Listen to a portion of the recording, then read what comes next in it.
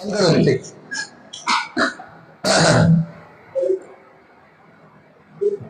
لله رب العالمين والصلاة والسلام على سيد الأنبياء والمرسلين محمد وعلى آله وصحبه أجمعين. أما بعد فأعوذ بالله من الشيطان الرجيم. بسم الله الرحمن الرحيم. يا أيها الذين آمنوا استعينوا بالصبر والصلاة إن الله مع الصابرين ولا تقولوا لمن يقتل في سبيل الله أموات بل أحياء ولكن لا تشعرون.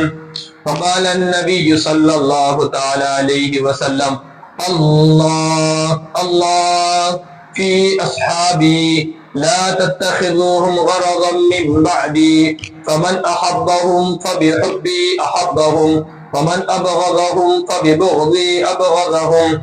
وقال النبي صلى الله تعالى عليه وسلم حسين مني وأنا من حسين أو كما قال النبي صلى الله تعالى عليه وسلم. شہید کا جو خون ہے وہ قوم کی زکوٰۃ ہے، شہید کی جو موت ہے وہ قوم کی حیات ہے. شہید کا جو خون ہے وہ قوم کی زکوٰۃ ہے اور شہید کی جو موت ہے وہ قوم کی حیات ہے. قابل صدر بزرگوں، دوستوں، نوجوان ساتھیوں، میرا اور آپ کا اس موقع پر مل بیٹھنا، جڑنا وہ اس وجہ سے ہے کہ ہمارے سامنے دین اسلام کی جو بات جس موقع پر ثابت ہے وہ بات ہمارے سامنے واضح ہو جائے، اور جو باتیں ثابت شدہ نہیں ہے یا جن باتوں کا اسلام سے کوئی تعلق نہیں ہے، یا وہ باتیں جس کو میں اور آپ اسلام سمجھ رہے ہیں، یا وہ باتیں جس کو میں اور آپ یہ سمجھ رہے ہیں کہ یہ ہمارے نبی پاک صلی اللہ علیہ وسلم کی شریعت ہے، یا یہ ہمارے نبی کا طریقہ ہے، یا یہ ہمارے بزرگوں کا طریقہ ہے، یا ہمارے صحابہ کا طریقہ ہے، جس کو میں اور آپ شریعت سمجھ رہے ہیں، واقعتاً وہ شریعت ہے یا نہیں ہے. جس کو میں اور آپ اسلام سمجھ رہے ہیں وہ اسلام ہے یا پھر جہالت ہے. جس کو میں اور آپ دین سمجھ رہے ہیں وہ دین کا علم ہے یا جہالت ہے. جب تک ہمارے سامنے یہ بات واضح نہیں ہوں گی تو میرا اور آپ کا بچنا مشکل ہو جائے گا. تو میرا اور آپ کا بچنا، میرا اور آپ کا اس سے رکنا ناممکن ہو جائے گا جب تک ہمارے سامنے یہ بات واضح نہیں ہوں گی. کیونکہ اللہ رب العزت نے دنیا کا نظام ایسا بنایا ہے جہاں پر آپ کو اچھے لوگ ملیں گے وہاں پر بدماش بھی ملیں گے، خراب بھی ملیں گے. اور آپ خود دیکھ رہے ہیں ہم دنیا کی جتنی ٹیکنالوجی استعمال کر رہے ہیں، دنیا کی جتنی چیزیں استعمال کر رہے ہیں، ان چیزوں کے اندر کچھ چیزیں اچھی والی بھی ہے اور کچھ متوسط بھی ہے، کچھ خراب بھی ہے. کچھ ہے تو اس کی نقلی کاپی بھی ہے، کچھ اوریجنل بھی ہے، کچھ حقیقت والی بھی ہے، کچھ اس کی کاپی مارنے والی بھی ہے. تو گویا کہ کاپی مارنا کوئی برا نہیں ہے، مگر کاپی کو اصل نام دینا یہ بہت برا ہے. جیسے مثال کے طور پر ایک بندہ فون بنا رہا ہے، فون بنانے کے بعد آئی فون ہے جو بھاری فون مانا جاتا، یا پھر ہے تو اور کوئی اچھے سے اچھا فون ہے وہ فون اچھا بھاری مانا جاتا. بعد میں ایک بندہ یہ کہہ رہا ہے کہ یہ جو فون ہے اسی کوالٹی کا ہے، اسی کمپنی کا ہے، حالانکہ وہ اس کمپنی کا نہیں ہے، حالانکہ وہ اس کمپنی کا نہیں ہے. مثال کے طور پر چپلوں کے اندر لو، مارکیٹ کے کپڑوں کے اندر لو، کہ انسان عام طور سے ہے تو فلاں کوالٹی کا اور فلاں ہے تو کمپنی کا کپڑا پسند کرتا ہے. اس کے مقابلے میں دوسرا مارکیٹ میں کپڑا آیا اور ہم جب خریدنے کو گئے تو ہم نے پوچھے کہ وہ کپڑا فلاں ہے کیا؟ ہاں ہاں بولے یہ فلاں ہی کپڑا ہے. تو ہم لے کر آ گئے، بعد میں معلوم ہوا کہ ہمارے ساتھ یہ کیا ہو گیا، دھوکہ ہو گیا. حالانکہ کاپی مارنا کوئی برا نہیں ہے، بھئی آپ نے یہ بول دینا تھا کہ یہ فلاں کپڑا نہیں ہے بلکہ فلاں کے جیسا ہے، یہ فلاں کپڑا نہیں ہے البتہ فلاں سے تھوڑا کم والا ہے، یہ فلاں تو نہیں فلاں کمپنی کے نہیں مگر اس کی ٹکر کی کمپنی کا ہے. آپ نے یہ وضاحت کر دینا ضروری ہے. آپ یہ وضاحت کریں گے تو آپ کی الٹا نیک نامی ہوں گی، آپ وضاحت کر دیں گے تو آپ کی ایمانداری ہوں گی، اور اس کے مقابلے میں آپ دیندار ہے، تہجد گزارے سب کچھ ہے، اور آپ امت کے ساتھ ہے تو فلاں کپڑا کو دے کر فلاں کپڑے کا لیبل دے رہے ہیں، یا فلاں چپل دے کر فلاں چپل کا لیبل دے رہے ہیں، تو جس سے قوم و ملت میں دھوکا ہوگا، اور یہ چیز بہت بری مانی جاتی ہے۔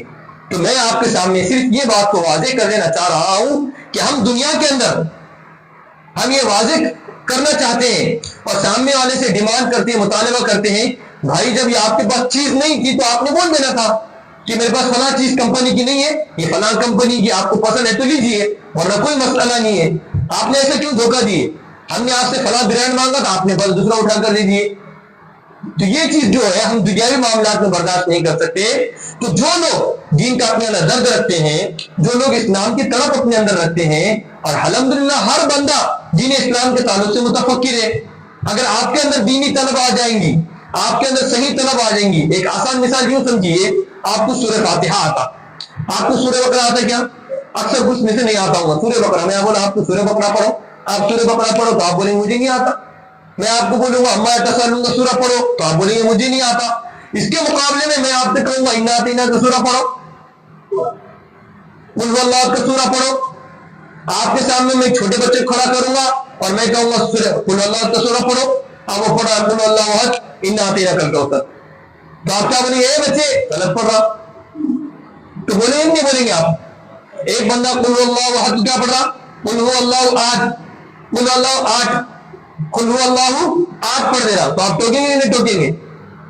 ٹوکیں گے نہیں ٹوکیں گے؟ کیوں ٹوکیں گے؟ کیوں ٹوکیں گے؟ اس لیے کہ سورہ آپ کو آتا، اس کے مقابلے میں اگر کوئی بڑا سورہ ہے اما یتساءلون کا سورہ، اب اما یتساءلون آپ کو نہیں آتا تو آپ ٹوکیں گے اس کو؟ نہیں۔ تو ٹھیک اسی طریقے سے جب تک ہمارے سامنے یہ بات واضح نہیں ہوگی کہ یہ جو کام مارکیٹ کے اندر چل رہا ہے یہ اسلام ہے یا غیر اسلام ہے، جب تک آپ کو اس کا فرق سمجھ میں نہیں آئے گا آپ کسی کو ٹوکیں گے نہیں ٹوکیں گے۔ جب تک آپ کو یہ فرق سامنے نہیں آئے گا آپ بھی اس کام میں ملوث ہو جائیں گے، اور ملوث کیسے ہوں گے؟ عبادت سمجھ کے۔ ملوث کیسے ہوں گے؟ عبادت سمجھ کے، دین سمجھ کے، اسلام سمجھ کے، نبی کا طریقہ سمجھ کے۔ اور یہ چیز بہت بری ہے، جو چیز انسان اسلام کے علاوہ کی چیز کو اسلام سمجھے گا زندگی پر توبہ نہیں کرتا۔ سمجھ میں آ رہی بات؟ ایک انسان شراب پی رہا، ایک اور مثال آسان، یہ باتیں سمجھ میں آ رہی نا؟ ایک انسان شراب پی رہا اور یہ سمجھ رہا ہے یہ گناہ ہے شراب پینا، اور اس کے مقابلے میں ایک انسان ہے جنہوں نے بولا شراب نہیں ہے، یہ میری دوا ہے، ٹانک ہے، اس سے فلاں ہوتا، اس سے ٹینشن دور ہوتا، اس سے یہ ہوتا، میرا درد کم ہوتا، میرے پیر کے مسئلے، میری پیٹ کا مسئلہ ہے، میں دن بھر تھک جاتا، اپنے پی لیا تو نہیں بھروس ہو جاتا۔ میں ایک انسان سے تھکان کی دور کرنے کی چیز سمجھ رہا، تو انسان توبہ کرے گا شراب سے کبھی؟ کیوں؟ اس لیے کہ جو چیز نقصان پہنچانے والی ہے اس کو نفع والی ثابت کر رہا ہے تو زندگی میں توبہ نہیں کرے گا۔ اس کے مقابلے میں ایک انسان پی رہا ہے، ارے بھائی چھوڑ دو، ہاں مول صاحب چھوڑ دیں گے، ارے بھائی چھوڑ دو نا، کب تک پی رہے؟ ہاں چھوڑ دوں گا، ڈاکٹر نے ڈرایا دھمکایا یا کسی نے بیان سن لیا تو انسان نے توبہ کر دیا۔ تو جو انسان گناہ کو گناہ سمجھتا ہے اس کی توبہ کرنے کی امید ہے، آج نہیں تو کل توبہ کرے گا۔ اور ایک انسان ہے وہ گناہ کے کام کو گناہ نہیں سمجھ رہا، نقصان کے کام کو نقصان نہیں سمجھ رہا، بلکہ نقصان کے کام کو فائدہ بنا کر ثابت کر رہا ہے، تو زندگی میں توبہ کرے گا۔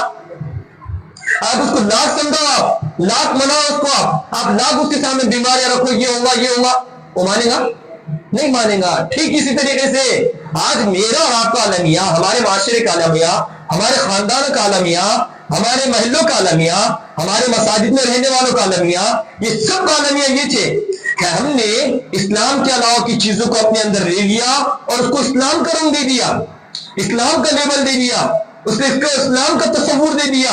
ہم نے یہ سمجھا کہ یہ ہمارے آبا و اجداد، ہمارے پرکھوں کا طریقہ ہے، یہ ہمارے اسلام کا طریقہ ہے، جس کی وجہ سے اس کو میرا اور آپ کو چھوڑنا کیا ہو گیا؟ دشوار ہو رہا ہے۔ کیوں؟ اس لیے کہ ہم نے ہمارے کاموں کو اسلام کا نام دے دیا۔ جیسے مثال کے طور پر آج اگر تعزیے کی مخالفت کرو تو تمام لوگ مجھے مارنے کے آ جائیں گے۔ اب دیکھو حضرت حسین سے محبت نہیں ہے، حضرت اہل بیت سے محبت نہیں ہے، نبی کے خاندان سے محبت نہیں ہے، حالانکہ میں نے ایسی کوئی بات کیا؟ میں نے حضرت حسین رضی اللہ تعالیٰ عنہ کی شان میں کچھ کیا؟ میں نے آپ کے سامنے یہ کہ حضرت حسین رضی اللہ تعالیٰ عنہ کا ہمیں نعوذ باللہ کروڑوں بار زبان جل جائے، کہ میں نے یہ کہا کہ حسین رضی اللہ تعالیٰ عنہ جو شہید ہوئے وہ کہ اچھا ہوئے، یہ بولا آپ کے سامنے؟ میں نے صرف تعزیے کی مخالفت کیا، حالانکہ تعزیہ کس کا ہے؟ کنٹینا کس کا ہے؟ کراٹی کس کی ہے؟ وہ باسرہ کس کا ہے؟ اب کا ہے۔ میں ان کی مخالفت کر رہا، اس زمانے کے تعزیے کی مخالفت کر رہا، تو لوگ کیا کر رہے ہیں؟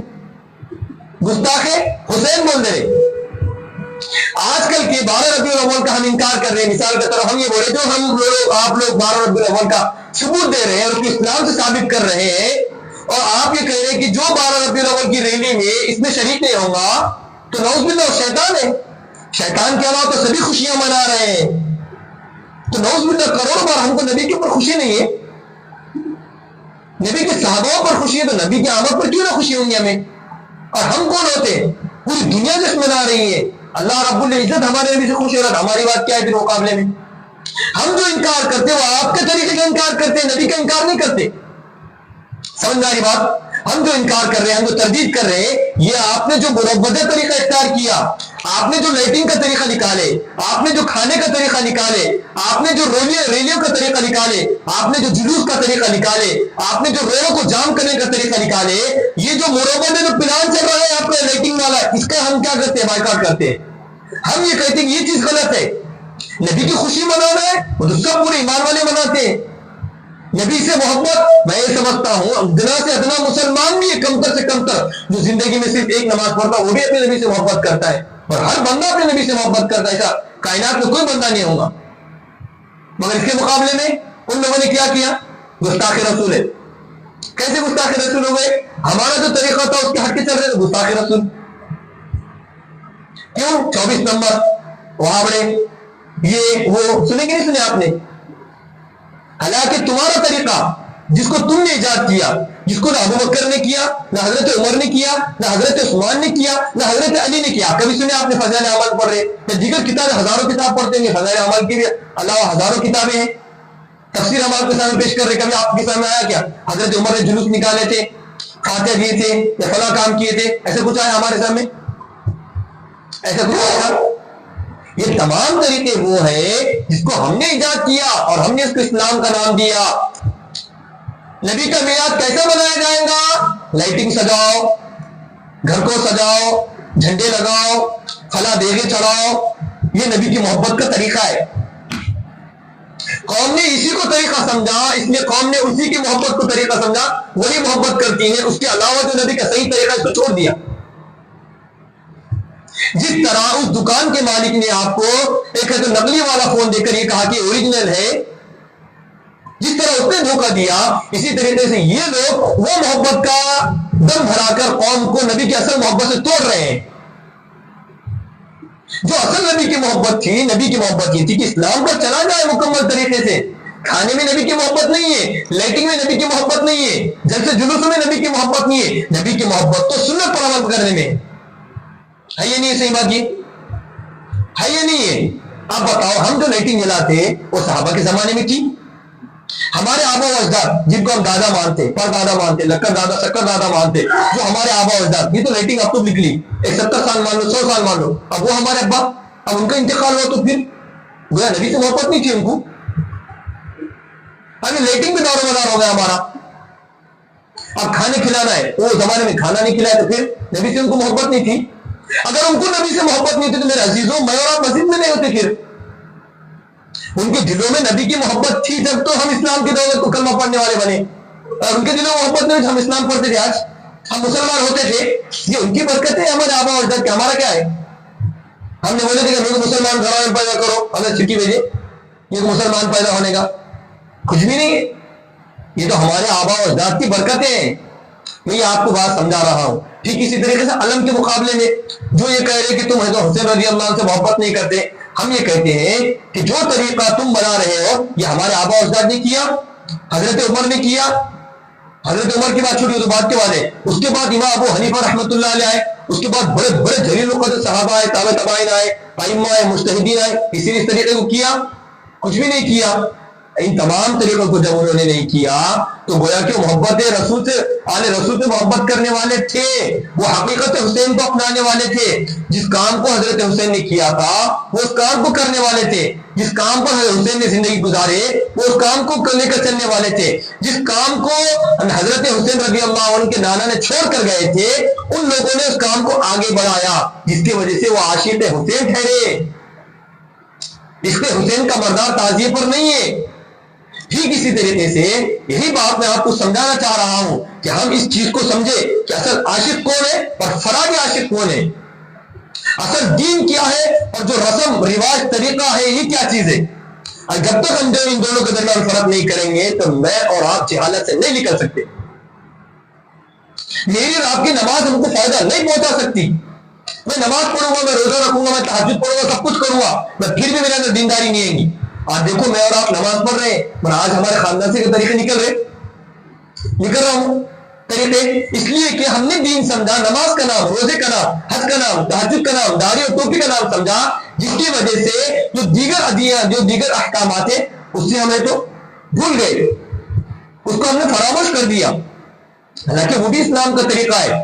جب تک ہم کوئی چیز معلوم نہیں ہوں گی کہ یہ چیز کیا ہے، یہ فلاں کام کر رہا ہوں یہ کیا چیز ہے، یہ فلاں کام کر رہا ہوں یہ کیا چیز ہے، یہ فلاں کام کر رہا ہوں یہ کیا چیز ہے، یہ بات دھیان میں رکھیں۔ اور جو بھی کام کرنا ہے آپ کو، مثال کے طور پر میلاد ہے، ایک آدمی میلاد کر رہا ہے، نبی کی محبت میں آ کر ربیع الاول کو کھانا کھلا رہا بھی کوئی مسئلہ نہیں ہے، مگر اس کو تم محبت رسول مت ٹھہراؤ کہ یہی محبت رسول ہے، جو یہ نہیں کریں گے اس کو نبی کی محبت نہیں ہے، یہ مت بولو۔ کھلا سکتا کوئی بندہ، اگر آپ کھلانا چاہ رہے کبھی بھی کھلاؤ۔ حضرت حسین رضی اللہ تعالیٰ کی یاد میں رونا ہے ابھی رو لو آپ، کوئی مسئلہ نہیں ہے، مگر تم اسی کو مت بولو کہ یہی عشق حسین ہے، جو روئے گا، چیخے گا، پیٹے گا، سینے کو مارے گا، منہ کو مارے گا، دراتے مارے گا، چھریاں مارے گا، تلوارہ مارے گا، ریزن بلیڈ مارے گا، یہ عشق رسول ہے۔ اس کو کیوں ٹھہرا رہے آپ؟ اپنا طریقہ ہم پر مت تھوپو، اپنا مرمت طریقہ، ہاں یہ بتاؤ یہ اسلام ہے۔ حضرت حسین کے غم میں رونا ہے، جو بندہ روئے گا اللہ اس کو ثواب دے گا۔ مثال کے طور پر ایک نبی کی محبت میں جو کھلائے گا کھانا اللہ اس کو ضرور ثواب دے گا، مگر اسی طریقے کو آپ یہ مت ثابت کرو۔ تو اس لیے ہم لوگوں کو سب سے زیادہ یہ بات ضروری ہے، اگر ان تمام جھمیلوں سے مجھ کو اور آپ کو نکلنا ہے تو سب سے پہلے مجھ کو اور آپ کو اس بات کا عہد کرنا پڑے گا کہ جو چیز ابھی ہم مارکیٹ کے اندر کر رہے ہیں یہ اسلام ہے یا جہالت، یہ قرآن ہے یا قرآن ہے، یہ نبی کا طریقہ ہے یا شیطانوں کا طریقہ ہے، یہ نبی کی تہذیب ہے یا غیروں کی تہذیب ہے۔ جب تک ہم ان دونوں کے درمیان فرق نہیں کریں گے تو میں اور آپ ظلمت میں گھرے رہیں گے، میں اور آپ تاریکی میں گھرے رہیں گے، میں اور آپ ہے تو اسلام سے دور دور دور دور جاتے رہیں گے۔ اس کی مثال ہم اسلام میں نماز پڑھ کے بھی، ہم روزہ اور نماز رکھ کے بھی ویسے اسلام سے دور ہو رہے ہیں۔ کیوں؟ اس لیے کہ جو طریقے میں اور آپ کر رہے ہیں ہم اس کو اسلام نہیں سمجھ رہے کہ اسلام ہے یا غیر اسلام ہے، یہ دین کا علم ہے یہ جہالت ہے۔ تو اس لیے سب سے پہلے سب کریں گے انشاءاللہ تعالیٰ، اس بات کو ہمیشہ فرق کو محسوس کریں، چاہے شادی بیاہ میں ہو، یہ میں تمہید باندھ رہا ہوں تاکہ آگے چلنے میں مجھ کو اور آپ کو آسانی ہو، یہ میری مقدم بات ہے۔ کیا ہے کہ میں مثال تو شادی ہے، شادی بیاہ کے اندر ایک آسان مثال لے لو، رسم ہے۔ اب یہ رسم اسلام ہے یا غیر اسلام ہے؟ ٹھیک اسی طریقے سے کسی کا انتقال ہو گیا، انتقال کے بعد دفنہ ہے، یہ اسلام ہے یا غیر اسلام ہے؟ کسی بچے کی ولادت ہو گئی، برتھ ڈے، یہ اسلام ہے یا غیر اسلام ہے؟ رجبار رجب کے کنڈے، اس کی اسلام ہے یا غیر اسلام ہے؟ اب اسلام ہے حضرت امیر معاویہ رضی اللہ تعالیٰ عنہ کی وفات ہے، اور یہاں پہ کیا بولے شیعہ امام جعفر صادق کی پیدائش ہے، اور ہمارا مسلمان اس لیے کر رہا ہے کہ امام جعفر کے ثواب پہنچانا ہے، اور امام جعفر پیدا ہوا شوال کے اندر، اور ہمارے مسلمان سے پوچھے بھائی آپ 12 رجب کے کنڈے کیوں کھا رہے؟ امام جعفر صادق بہت بڑے نیک اللہ والے تھے، ان کی یاد میں کر رہے ہیں، ان کو ثواب پہنچا رہے ہیں۔ ارے بھائی ان کی پیدائش شوال یا رمضان میں ہے، میں تو ثواب سمجھ کے کر رہا تھا، میں تو عبادت سمجھ کے کر رہا تھا، میں تو نیک لوگوں کو ثواب پہنچا رہا تھا۔ ارے بھائی جس کو تو ثواب سمجھ رہا وہ فراڈ ہے، جس کو تو نیکی سمجھ رہا وہ دھوکہ ہے، جس کو تو اصلی مال سمجھ رہا وہ نقلی مال ہے، جب تک اس کے سامنے یہ بات واضح نہیں ہوں گی تو وہ آدمی اپنا پیسہ بھی برباد کریں گے اور اپنا دین بھی برباد کریں گے. آسان مثال دیا میں نے آپ کے سامنے کہ جتنے لوگ کر رہے ہیں 12 رجب کے کنڈے سب سے پوچھ لو. اور کیوں کیا کہا جا رہا؟ شیعہ نے پروپیگنڈا کیا. امیر معاویہ رضی اللہ تعالیٰ عنہ کا جیسے انتقال ہوا تو رات میں 4 بجے سے وہ شیرنی بانٹنا تقسیم کرنا شروع کر دیے تھے. اس لیے 12 رجب کے پہلے کنڈے کھائے جاتے. کب کھائے جاتے تھے؟ سورج کے نکلنے سے پہلے ختم کر دیتے تھے اس کو. اور چھوٹے بچوں کو اس کو بلا کے عام دعوت نہیں ہوتی تھی اس کی. مساجد سے اعلان نہیں ہوتا تھا, مدارس میں نہیں سکھایا جاتا تھا. کیوں؟ اس لیے پوری دنیا کو معلوم ہو جائے گا, ہماری بات واضح ہو جائیں گی, ہمارا بھانڈا پھٹ جائیں گے. اس کا تو یہ ہے, جب تک ہم کوئی چیز ماننے دیں گی تو ہم اس کو اسلام سمجھ کر عمل کریں گے. اگر اسلام سمجھ کر عمل کریں گے تو یہی چیز جہالت ہے. اگر اسلام کر کے کریں گے, اللہ کے لیے فرماتے کل بدعۃ ضلالہ وکل ضلالۃ فی النار. پیارے محمد فرماتے ہیں کہ ہر اسلام میں نئی چیز یہ گمراہی ہے, اور ہر گمراہی کہاں پر لے جانے والی ہے؟ جہنم. تو اس لیے اپنے اندر سے ان تمام جہالت والے طریقے کو اگر میں اور آپ جب تک ختم نہیں کریں گے تو میرا اور آپ کا عمل درست نہیں ہوگا. ٹھیک اسی طریقے سے آج کا جو ہم جس موضوع کے تعلق سے بیٹھے ہیں وہ موضوع بڑا اہم ہے. وہ اہم موضوع کیا ہے؟ حضرت حسین رضی اللہ تعالیٰ عنہ کے تعلق سے, جس کو واقعہ کربلا کہا جاتا ہے. اور اسلام کی تاریخ میں یہ بہت خطرناک واقعہ ہے. اسلام کی تاریخ کے اندر, تاریخ کے اوراق کے اندر بڑا سانحہ عالم ہے یہ. کیوں؟ اس لیے کہ نبی محترم صلی اللہ تعالیٰ علیہ وسلم کے پیارے لاڈلے چہیتے پیارے نواسے کو بڑے ہی دردناک انداز سے, بڑے ہی دھوکے کے انداز سے, بڑے دھوکے کے طریقے سے حضرت حسین رضی اللہ تعالیٰ عنہ کو نعوذ باللہ شہید کیا گیا ہے. وہ واقعے کے تحت میں نے آپ کو اس کانسیس سے ہم سے روکا ہے کہ آپ کے سامنے پہلے مقدمے کے طور پر یہ بات کو ہم نے رکھا ہے کہ آپ کے سامنے یہ چیز آ جائے کہ ہم جو چیز ہمارے مارکیٹ میں یہ ہو رہی ہے یہ اسلام نہیں ہے, یہ حضرت حسین کا طریقہ نہیں ہے, یہ حضرت حسین کے دانا کا طریقہ نہیں ہے. اب حضرت حسین رضی اللہ تعالیٰ عنہ کون ہے؟ حضرت سیدنا حسین رضی اللہ تعالیٰ عنہ حضرت فاطمہ رضی اللہ تعالیٰ عنہ کے فرزند ارجمند ہے, آپ کے فرزند ہیں. اور حضرت عائشہ, حضرت فاطمہ کون ہے؟ حضرت فاطمہ رضی اللہ تعالیٰ عنہ ہمارے نبی پاک صلی اللہ تعالیٰ علیہ وسلم کی لاڈلی اور چہتی اور چوتھے نمبر کی بیٹی ہے, اور آپ صلی اللہ علیہ وسلم کی لگتے جگر ہے. آپ صلی اللہ علیہ وسلم نے فرمایا جس نے حضرت فاطمہ کو تکلیف دی گویا کہ مجھے اس نے تکلیف دی. اور اللہ کے نبی پاک صلی اللہ تعالیٰ علیہ وسلم نے فرمایا حسین سے محبت کرنا گویا مجھ سے محبت کرنا ہے, اور حسین کو تکلیف پہنچانا گویا مجھے تکلیف پہنچانا ہے. اور کیا فرماتے پیارے آپ صلی اللہ تعالیٰ علیہ وسلم, آپ صلی اللہ علیہ صحابی رسول فرماتے ہیں کہ نبی پاک صلی اللہ تعالیٰ علیہ وسلم نے چادر مبارک اوڑھی ہوئی تھی, چادر مبارک اپنے بدن پر ڈھانپی ہوئی تھی, گویا کہ آپ کے بدن کے اوپر گویا کہ آپ کے گود میں کوئی کھڑا ہوا ہے, آپ کے گود میں کوئی ہے. تو میں نے دیکھا کہ حضرت حسین اور حضرت حسن رضی اللہ تعالیٰ عنہ آپ کے گود میں مبارک میں تھے. تو اللہ کے پاک صلی اللہ تعالی علیہ وسلم اتنا محبت فرماتے تھے, اور اللہ کے پاک صلی اللہ علیہ وسلم ان کے زبان مبارک کو چوسا کرتے تھے. اور آپ صلی اللہ تعالی علیہ وسلم حضرت حسین اور حضرت حسن رضی اللہ تعالیٰ عنہ کی خوشبو سونگا کرتے تھے, جس طرح میں اور آپ گلاب اور چمیلی کی خوشبو سونگا کرتے ہیں, عطر کی خوشبو سونگا کرتے ہیں. تو نبی پاک صلی اللہ علیہ وسلم اپنے نوازوں سے اس قدر محبت فرماتے تھے. اور آپ صلی اللہ تعالی علیہ وسلم انہی حسنین کریمین کی وجہ سے, انہی پیارے نوازوں کی وجہ سے اپنی نمازوں کو لمبا فرماتے تھے. اور آپ صلی اللہ تعالی علیہ وسلم کے ایک مرتبہ بھوج میں حضرت حسنین کریمین تھے, تو ایک آدمی نے کہا کہ واہ واہ کیا بہترین سواری ہے, واہ واہ کیا بہترین سواری ہے. تو آپ صلی اللہ علیہ وسلم نے فرمایا تو سوار بھی تو کتنا بہترین ہے.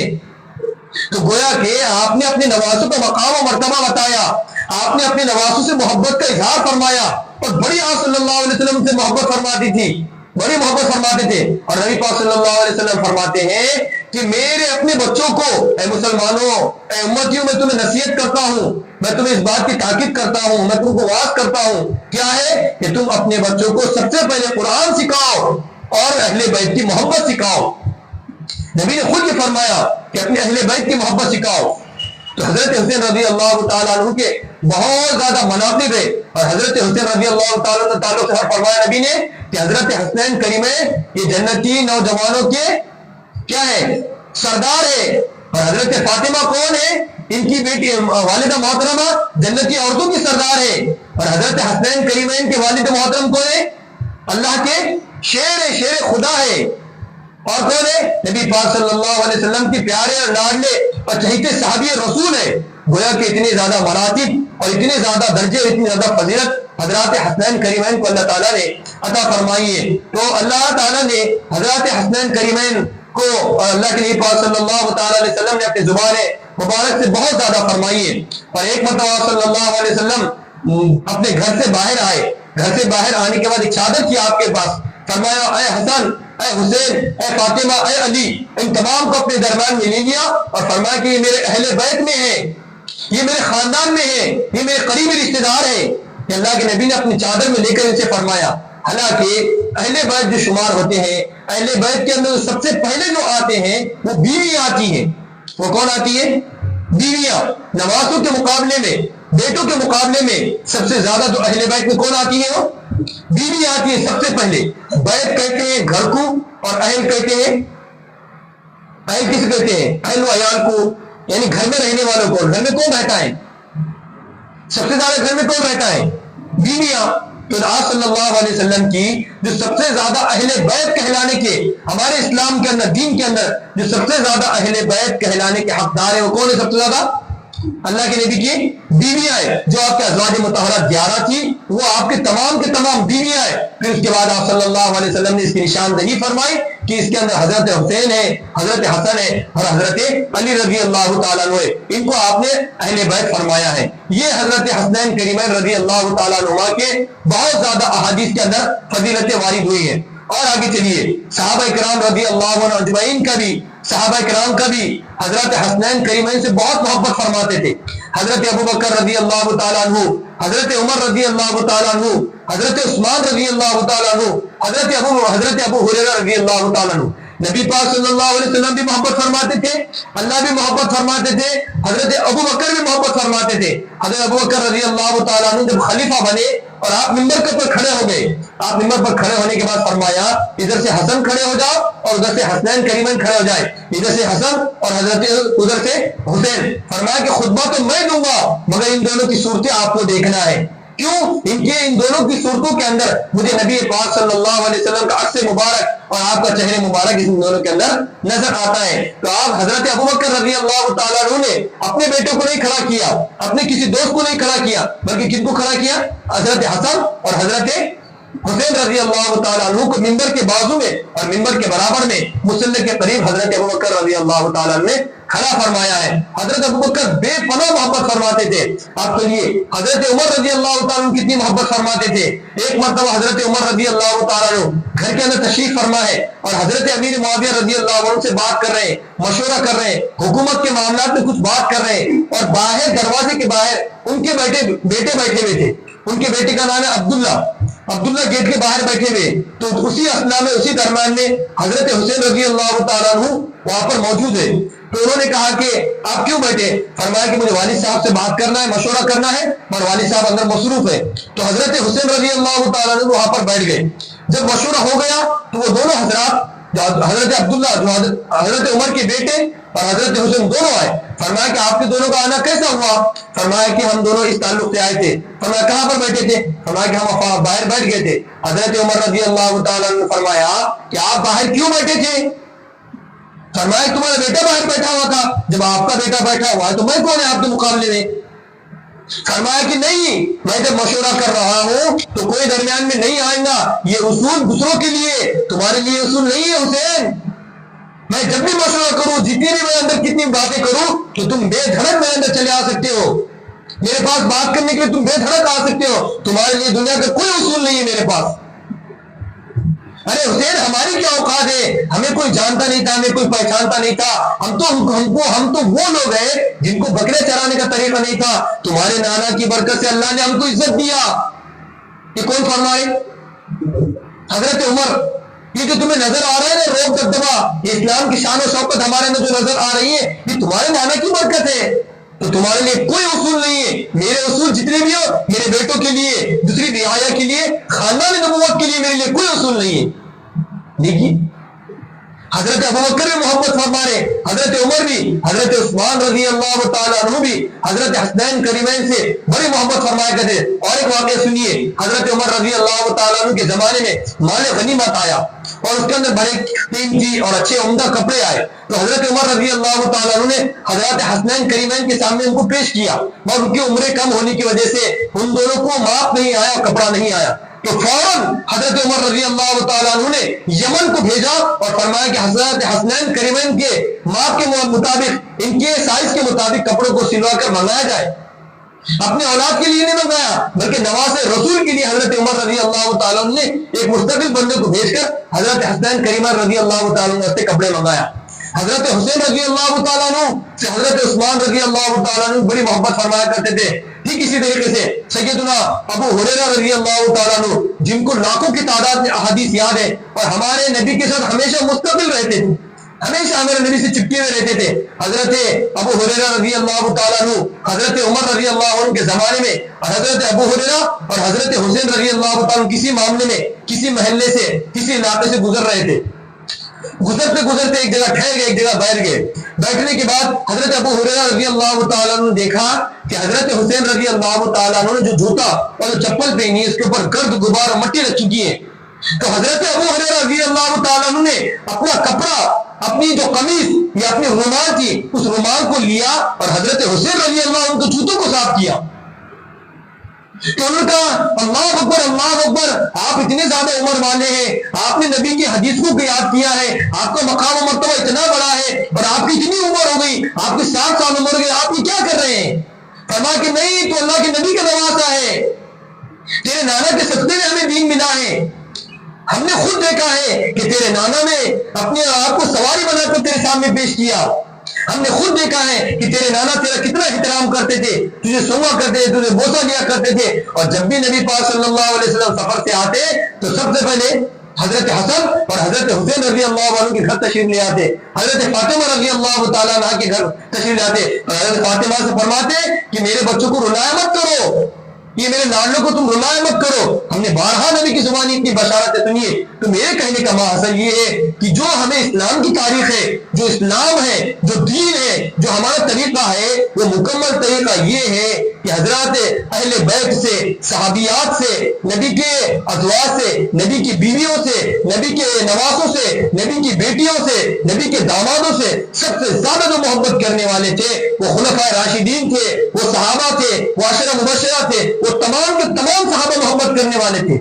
آپ پوری تاریخ کے اندر کتاب کے حوالے سے یا قرآن کے حوالے سے یا حدیث کے حوالے سے ایک بات بھی یہ بتا سکتے ہیں کہ کسی صحابی نے حضرات حسنین کریمین یا نبی کے خاندان کی شان میں گستاخی کی, نعوذ باللہ من ذالک. کسی ایک صحابی کو آپ بتا نہیں سکتے, ہر صحابی نے ادب کیا ہے. حضرت ابوبکر ہو, حضرت عمر ہو, حضرت عثمان ہو, حضرت ابو ہریرہ ہو, تمام ہی صحابہ نے حضرات حسنین کریمین کا خوب ادب کیا ہے, خوب پاک و لحاظ کیا ہے. کیوں نہ کرتے؟ اس لیے کہ ہمارے نبی پاک صلی اللہ علیہ وسلم نے خود حضرات حسنین کریمین رضی اللہ تعالیٰ عنہ کا ادب و احترام فرمایا تھا. یہ ہے حضرت حسن اور حضرت حسین رضی اللہ تعالیٰ عنہ کا مقام و مرتبہ اسلامی تاریخ کے اعتبار سے. اور جو جن لوگوں نے ان سے محبت کیا ہے ان کے محبت کا طریقہ بھی ہم نے آپ کے سامنے بتا دیا. ان لوگوں کا طور طریقہ, وہ اپنی اولاد سے کم کرتے تھے اور حضرت حسین سے زیادہ کرتے تھے, اپنی بیوی بچے سے کم کرتے تھے, اپنے حضرت حسین رضی اللہ تعالیٰ عنہ سے زیادہ کرتے تھے. اب اس کے مقابلے میں ہم دنیا کے اندر دیکھتے ہیں, شیعہ حضرات کو دیکھتے ہیں, یہ روافض کو دیکھتے ہیں, یہ خوارج کو دیکھتے ہیں, یہ یہودیوں کی اولادوں کو دیکھتے ہیں. یہ لوگ کہتے ہیں کہ نعوذ باللہ من ذالک صحابہ کرام حضرت حسین سے محبت نہیں کرتے تھے, وہ یہ کہتے ہیں کہ اہل بیت سے محبت نہیں کرتے تھے. ابھی ایک آدمی نے کہا, حافظ قرآن ہے, ایک آدمی نے کہا کہ یہ تو حضرت حسین کا مہینہ ہے, اس میں صحابہ کے واقعہ کیوں بیان کیا جا رہا کرتے؟ جب یہ حسین کا مہینہ ہے تو ابوبکر کے واقعہ کو کیوں بیان کر رہے ہیں؟ ابوبکر کون ہے؟ نعوذ باللہ. عمر کے واقعہ کو کیوں بیان کر رہے ہیں؟ صرف حسین کو بیان کرو. ارے بھائی, حضرت حسین رضی اللہ عنہ کی زندگی کو, ان کے لڑک پن کو, ان کی تمام چیزوں کو بیان کرنے والے, ان تمام عادات کو, اخبار کو بیان کرنے والے کون ہیں؟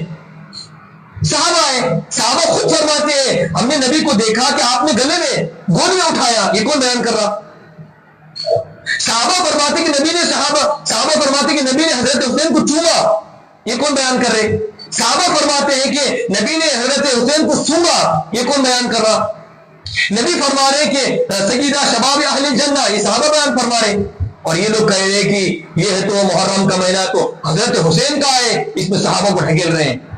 تو گویا کہ یہ لوگ ہے تو حضرت حسین کو اور صحابہ کو الگ کرنا چاہ رہے ہیں، یہ دونوں کے اندر تفریق ڈالنا چاہ رہے ہیں، یہ دونوں کے درمیان میں درار اور اختلاف ڈالنا چاہ رہے ہیں۔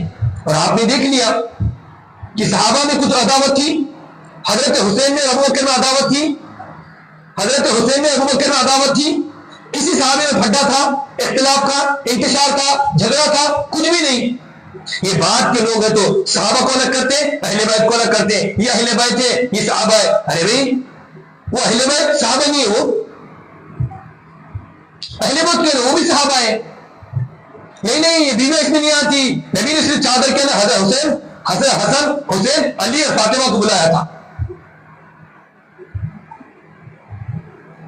اس لیے کہ کسی کو گمان ہو سکتا کہ یہ اہل بیت میں سے نہیں ہے، اس وجہ سے نبی نے ان کو اہل بیت میں شمار کر کے اپنی امت کو تعلیم دی ہے، ورنہ بیوی تو کہنے کی ضرورت نہیں ہے۔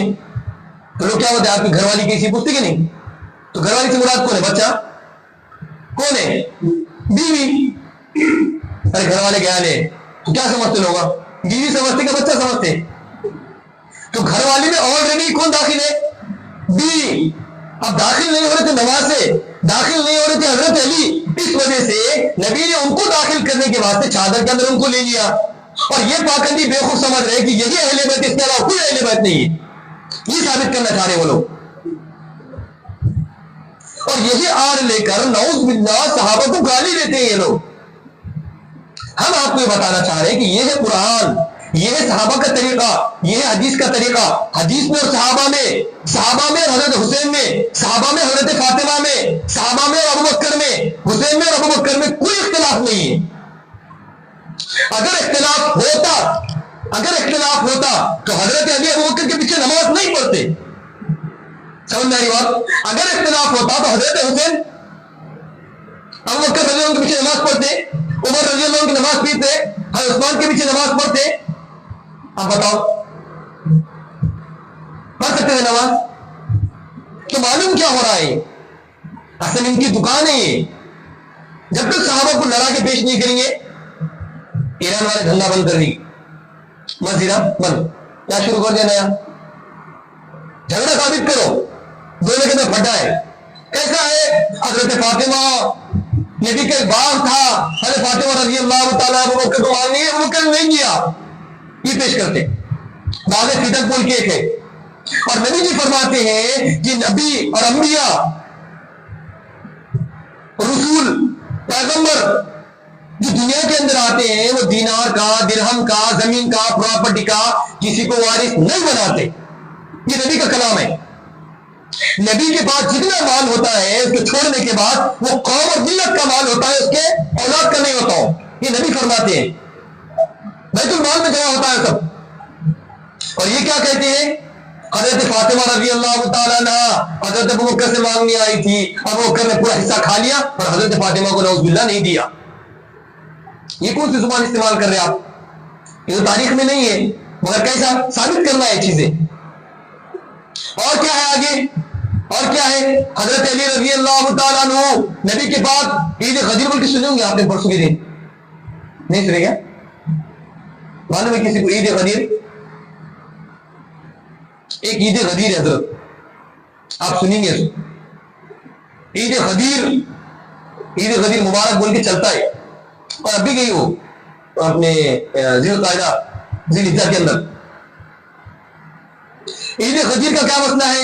حضرت علی رضی اللہ تعالیٰ عنہ سے اللہ کے نبی پاک صلی اللہ علیہ وسلم نے فرمایا تھا، مثال کے طور پر ایک آسان مثال، کسی بارے میں وہاں پر حضرت علی رضی اللہ تعالیٰ عنہ تعلق سے بات ہو گئی، آپس میں دوستوں میں ہوتا، جب یہ اختلاف ہو گیا تو اللہ کے نبی نے فرمایا کہ علی میرا دوست ہے۔ کیا فرمایا؟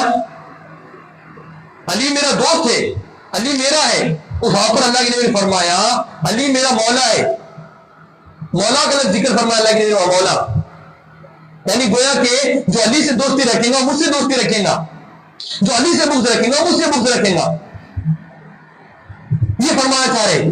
گویا کہ اس موقع پر حضرت علی رضی اللہ تعالیٰ عنہ کو جو لوگ ہیں تو برا یا تان تشبیہ کرنا چاہ رہے تھے, جو آپس میں کچھ بات پیش کرنا چاہ رہے تھے, تو اللہ نے فرمایا کہ علی ویسا نہیں ہے, علی میرے سے ہے, علی کا غصہ میری وجہ سے, علی کی محبت میری وجہ سے ہے. یہ بات ثابت کرنا چاہ رہے تھے. اب انہوں نے کہا کہ نہیں, عید غدیر کے موقع پر اللہ کے نبی نے فرمایا تھا مولا کا لفظ, مولا کے میں نے سردار, یعنی گویا کہ میرے بعد جو نائب بنے گا, میرا جانشین کون بنے گا؟ حضرت علی. اور پھر حضرت علی جب بنیں گے تو ابو بکر نے غصب کرا کہ نہیں کرا؟ نعوذ باللہ. حضرت عمر نے غصب کرے کہ نہیں کرے؟ نعوذ باللہ. تو گویا کہ ابو بکر اور حضرت عمر اور حضرت عثمان علی رضی اللہ عنہ کی خلافت کو چھیننے والے غاصب ہیں. یہ لوگ تقریر کرتے ہیں, ایسی غصب کرنے والے ہیں. تو ہم یہ کہتے ہیں کہ حضرت علی نے پھر ان کے پیچھے نماز کیوں پڑھے, آپ نے بولے کیوں نہیں؟ فرمایا نہیں کیوں بول دیں گے تو جھگڑا ہو جائے گا. یہ کون سی بات ہے؟ یہ شیر خدا ہے. شیر خدا کسی سے ڈرتا؟ حضرت شیر خدا کسی سے ڈرتا؟ شیر خدا بھی وہ ایک طرف بول رہے اور ایک طرف بول حضرت علی رضی اللہ حکومت سے ڈر گئے. ایسا ہو سکتا؟ جو بندہ خیبر کا دروازہ خود تنہے تنہا فتح کرنے والا ہے وہ کسی سے ڈر سکتا؟ کسی سے ڈر سکتے حضرت علی؟ مگر کیا ثابت کر رہے؟ خلافت کی وجہ سے خاموش بیٹھ گئے, چوتھے نمبر کے خلیفہ بن گئے. بعد ہم نے کہا یہ سب فالتو باتیں ہیں, یہ تمہاری اور تمہاری باتیں ہیں, یہ آپس کی باتیں ہیں, یہ اسلام کی باتیں نہیں ہے. اصل اسلام یہ ہے. اور یہ سب جو جتنے طریقے ہمارے سامان چل رہے ہیں کہ صحابہ کو اہل بیت سے محبت نہیں کرتے تھے اور ہم اہل بیت سے محبت نہیں کرتے, اور اہل بیت کے اندر صرف علی, فاطمہ, حسن, حسین اور نبی داخل ہے, اس کے علاوہ کوئی نہیں ہے اہل بیت. یہ تمام کے تمام باتیں ان کے گھر کی باتیں ہیں, یہ اسلام کی باتیں نہیں ہے. حالانکہ اہل بیت کے اندر سب سے پہلے جو آتے ہیں کون آتے ہیں؟ سب سے پہلے بیویاں, پھر حضرت حسین رضی اللہ تعالیٰ, حسن رضی اللہ تعالیٰ, یہ تمام کے تمام واقعات ہیں. پھر آگے چلیے. اب دوسری تمہید ہماری اس سلسلے میں یہ ہے, اللہ تعالیٰ نے اسلام کو شروع ہی سے فتح و کامرانی اللہ تعالیٰ عطا فرما رہے تھے, اور اللہ تعالیٰ نے قرآن مقدس میں فرمایا الذین یظاہرون منکم من نساء, اللہ تعالیٰ فرماتے ہیں لیظہرہ علی الدین کلی, کہ ہم اسلام کی روشنی کو پوری دنیا میں عام کر دیں گے. اسلام کی روشنی کو پوری دنیا میں عام کر دیں گے. اب اسلام کی روشنی پوری دنیا کے اندر عام ہونے والی تھی اور پوری دنیا میں ڈنکا بج رہا تھا. اب اسلام کی روشنی یہودیوں کو کبھی برداشت نہیں ہوئی. یہودی اسلام کے ازل سے دشمن ہے. کیوں دشمن ہے اس کا پس منظر یاد رکھیے, صرف چھوٹے تھا, اس لیے کہ ان کا یہ ماننا ہے کہ آخری نبی کہاں پر آنے والے تھے؟ بنو اسحاق میں سے, اور آئے کہنے سے بنو اسماعیل میں سے. حضرت ابراہیم کے دو بیٹے ہیں, اسماعیل اور اسحاق. ان کا یہ ماننا تھا یہودی جتنے بھی آئے کہنے سے آئے بنو اسحاق میں سے. تو جب نبی پاک صلی اللہ علیہ وسلم جو آخری نبی ہو کہیں بنو اسماعیل میں سے آ گئے, یہی بنو اسماعیل میں سے نبی آنے کی وجہ سے ان کی اور اسلام کی دشمنی مسلمانوں کی شروع ہوئی وہاں. اور پھر یہ ہوا اللہ نے جب فتح دی تو ہمارے نبی پاک صلی اللہ علیہ وسلم 13 سال کی زندگی نبوت والی کاٹ کر کہاں پر, مکہ سے نکل کر کہاں پر گیا؟ مدینہ. جیسے آپ مدینہ منورہ کے اندر تشریف لے گئے تو وہاں کا جو باس بننے والا تھا وہ تھا عبداللہ ابن سبا, وہاں کا باس بننے والا تھا مدینہ کا. جیسے ہمارے نبی داخل ہو گئے تو ہمارے نبی پاک صلی اللہ تعالیٰ علیہ وسلم کو اللہ نے مقبولیت دے دیا. اور مدینہ کے اندر 3 قبیلے یہودیوں کے تھے, بنو قینقاع, بنو نذیر, بنو قریظہ. یہ 3 قبیلے تھے. اور اللہ کے نبی نے اسے وعدہ فرما دیا تھا کہ تم ہمارے ساتھ آپس میں رہو پیار محبت سے, پھٹے نہیں کرنا, جھگڑے نہیں کرنا اور سازشیں نہیں کرنا. ان لوگوں نے کہا کہ ٹھیک ہے, مگر ان لوگوں نے کیا کیا, ہمارے نبی کی ایک جگہ بلایا اور پیچھے سے کیا ڈال دیے؟ پتھر. پیچھے سے پتھر ڈالنے کی کوشش کرے. حضرت جبرائیل آئے, فرمایا یا رسول اللہ یہاں سے اٹھیے, آپ کے اوپر پتھر ڈالا جا رہا ہے. اور اس سازش یہ کی ہے یہودی نے, ایک یہودی عورت نے نبی کو دعوت دی, فرمایا ہمارے گھر کے لیے کھانے کے لیے آئی. کیوں؟ اس لیے کہ اسلام کی روشنی کو ختم کرنا ہے. کیوں ختم کرنا ہے؟ آخر نبی ہمارے خاندان میں آنا تھا, ان میں خاندان میں کیوں آیا؟ وہی دشمنی شروع. آپ نبی کو دعوت دیا کھانے کے لیے, مرغی تھی, آپ نے وہاں پر کھا لیا, اٹھا دیا, کیوں رکھنا کوشش کر رہے تھے, رکھنے کی کوشش کیے, رکھ ہی دیے تھوڑا. حضرت جبرائیل آئے, یا اس ہڈی نے کہا, اس بوٹی نے کہا یا رسول اللہ اس کے اندر کیا ہے؟ زہر ہے. اور اس کے مقابلے ہمارے نبی کے مقابلے میں جو صحابی تھے انہوں نے ایک لقمہ کھا لیے، وہ صحابی نے جیسے ہی لقمہ کھائے وہیں پر ان کا کیا ہو گیا، اتنا خطرناک زہر۔ تو گویا کہ اس عورت نے بھی نبی کو خلاف سازش کی، ان یہودیوں نے بھی، گویا کہ یہودی جو حضرات اسلام کو ختم کرنے کی صرف سازش کر رہے تھے۔ جب یہ معاملات ان کے ہو گئے تو اللہ نبی صلی اللہ علیہ وسلم نے فرمایا اخرج الیہود من جزیرۃ العرب، ان یہودیوں کو اور بدماشوں کو اسلام سے نکالو، ان بدماشوں کو جزیرہ عرب سے نکالو، اس پاک سرزمین سے نکالو۔ اور یہ پیشن گوئی حضرت عمر رضی اللہ تعالیٰ عنہ کے زمانے میں پوری ہوئی۔ حضرت عمر رضی اللہ تعالیٰ عنہ نے ان تمام کو نکال کر باہر بھیج دیا تھا، اپنے مدینہ سے نکال کر خیبر بھیج دیا تھا۔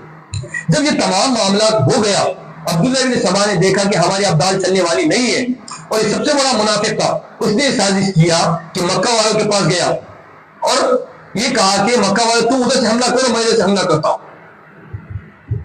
مکہ والوں کو اکسایا، مصر والوں کو اکسایا، اسی طریقے سے کوفہ والوں کو، شام والوں کو، یہ تمام ممالک میں جاتا رہا اور تمام علاقوں میں جاتا رہا، مسلمانوں کے خلاف زہر اگلتا رہا۔ نبی پاک صلی اللہ تعالیٰ علیہ وسلم اپنے دنیا سے پردہ فرما گئے۔ حضرت ابوبکر رضی اللہ تعالیٰ عنہ کا زمانہ آیا، حضرت ابوبکر رضی اللہ تعالیٰ اسلام کے جھنڈے کو لے کر آگے چلے۔ اسلام کے جھنڈے کو آگے لے کر چلنے کے بعد حضرت ابوبکر رضی اللہ تعالیٰ کچھ سالوں تک چلے گئے۔ حضرت عمر رضی اللہ تعالیٰ عنہ کا زمانہ آیا اور حضرت عمر رضی اللہ تعالیٰ بڑے جلیل القدر صحابی ہے، ان کے زمانے میں شیطانی پرنے مارتا تھا، تو یہ تو کون ہے؟ عبداللہ بن سبا۔ تو اس لیے عبداللہ بن سبا خاموش ہو گیا۔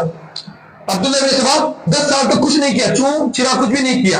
اس کے بعد حضرت عثمان رضی اللہ عنہ کا زمانہ آیا، تو حضرت عثمان رضی اللہ تعالیٰ عنہ کے زمانے میں اور حضرت ابوبکر رضی اللہ تعالیٰ عنہ کے زمانے میں اسلام پوری دنیا کے اندر 22 لاکھ مربع میل پر پھیل گیا تھا۔ کتنے؟ 22 لاکھ مربع میل پر اسلام پھیل گیا تھا، شان و شوکت کے ساتھ پوری۔ حضرت عثمان کا جب زمانہ آیا تو حضرت عثمان جو خاندان سے تھے بنو امیہ، اور بنو امیہ کے اندر ایک جذبہ تھا آگے بڑھنے کا۔ بنو امیہ کے اندر ایک جذبہ ہے کہ خاندانی جذبہ ہے، ان کے اندر جذبہ تھا آگے بڑھنا ہے۔ بتاؤ کیا کام کرے گا؟ کوئی آدمی ہے کام سے آیا تھک جاتے، اور کوئی آدمی ہے کام سے آگی بتاؤ اور کیا کام ہے، اور کیا کام ہے۔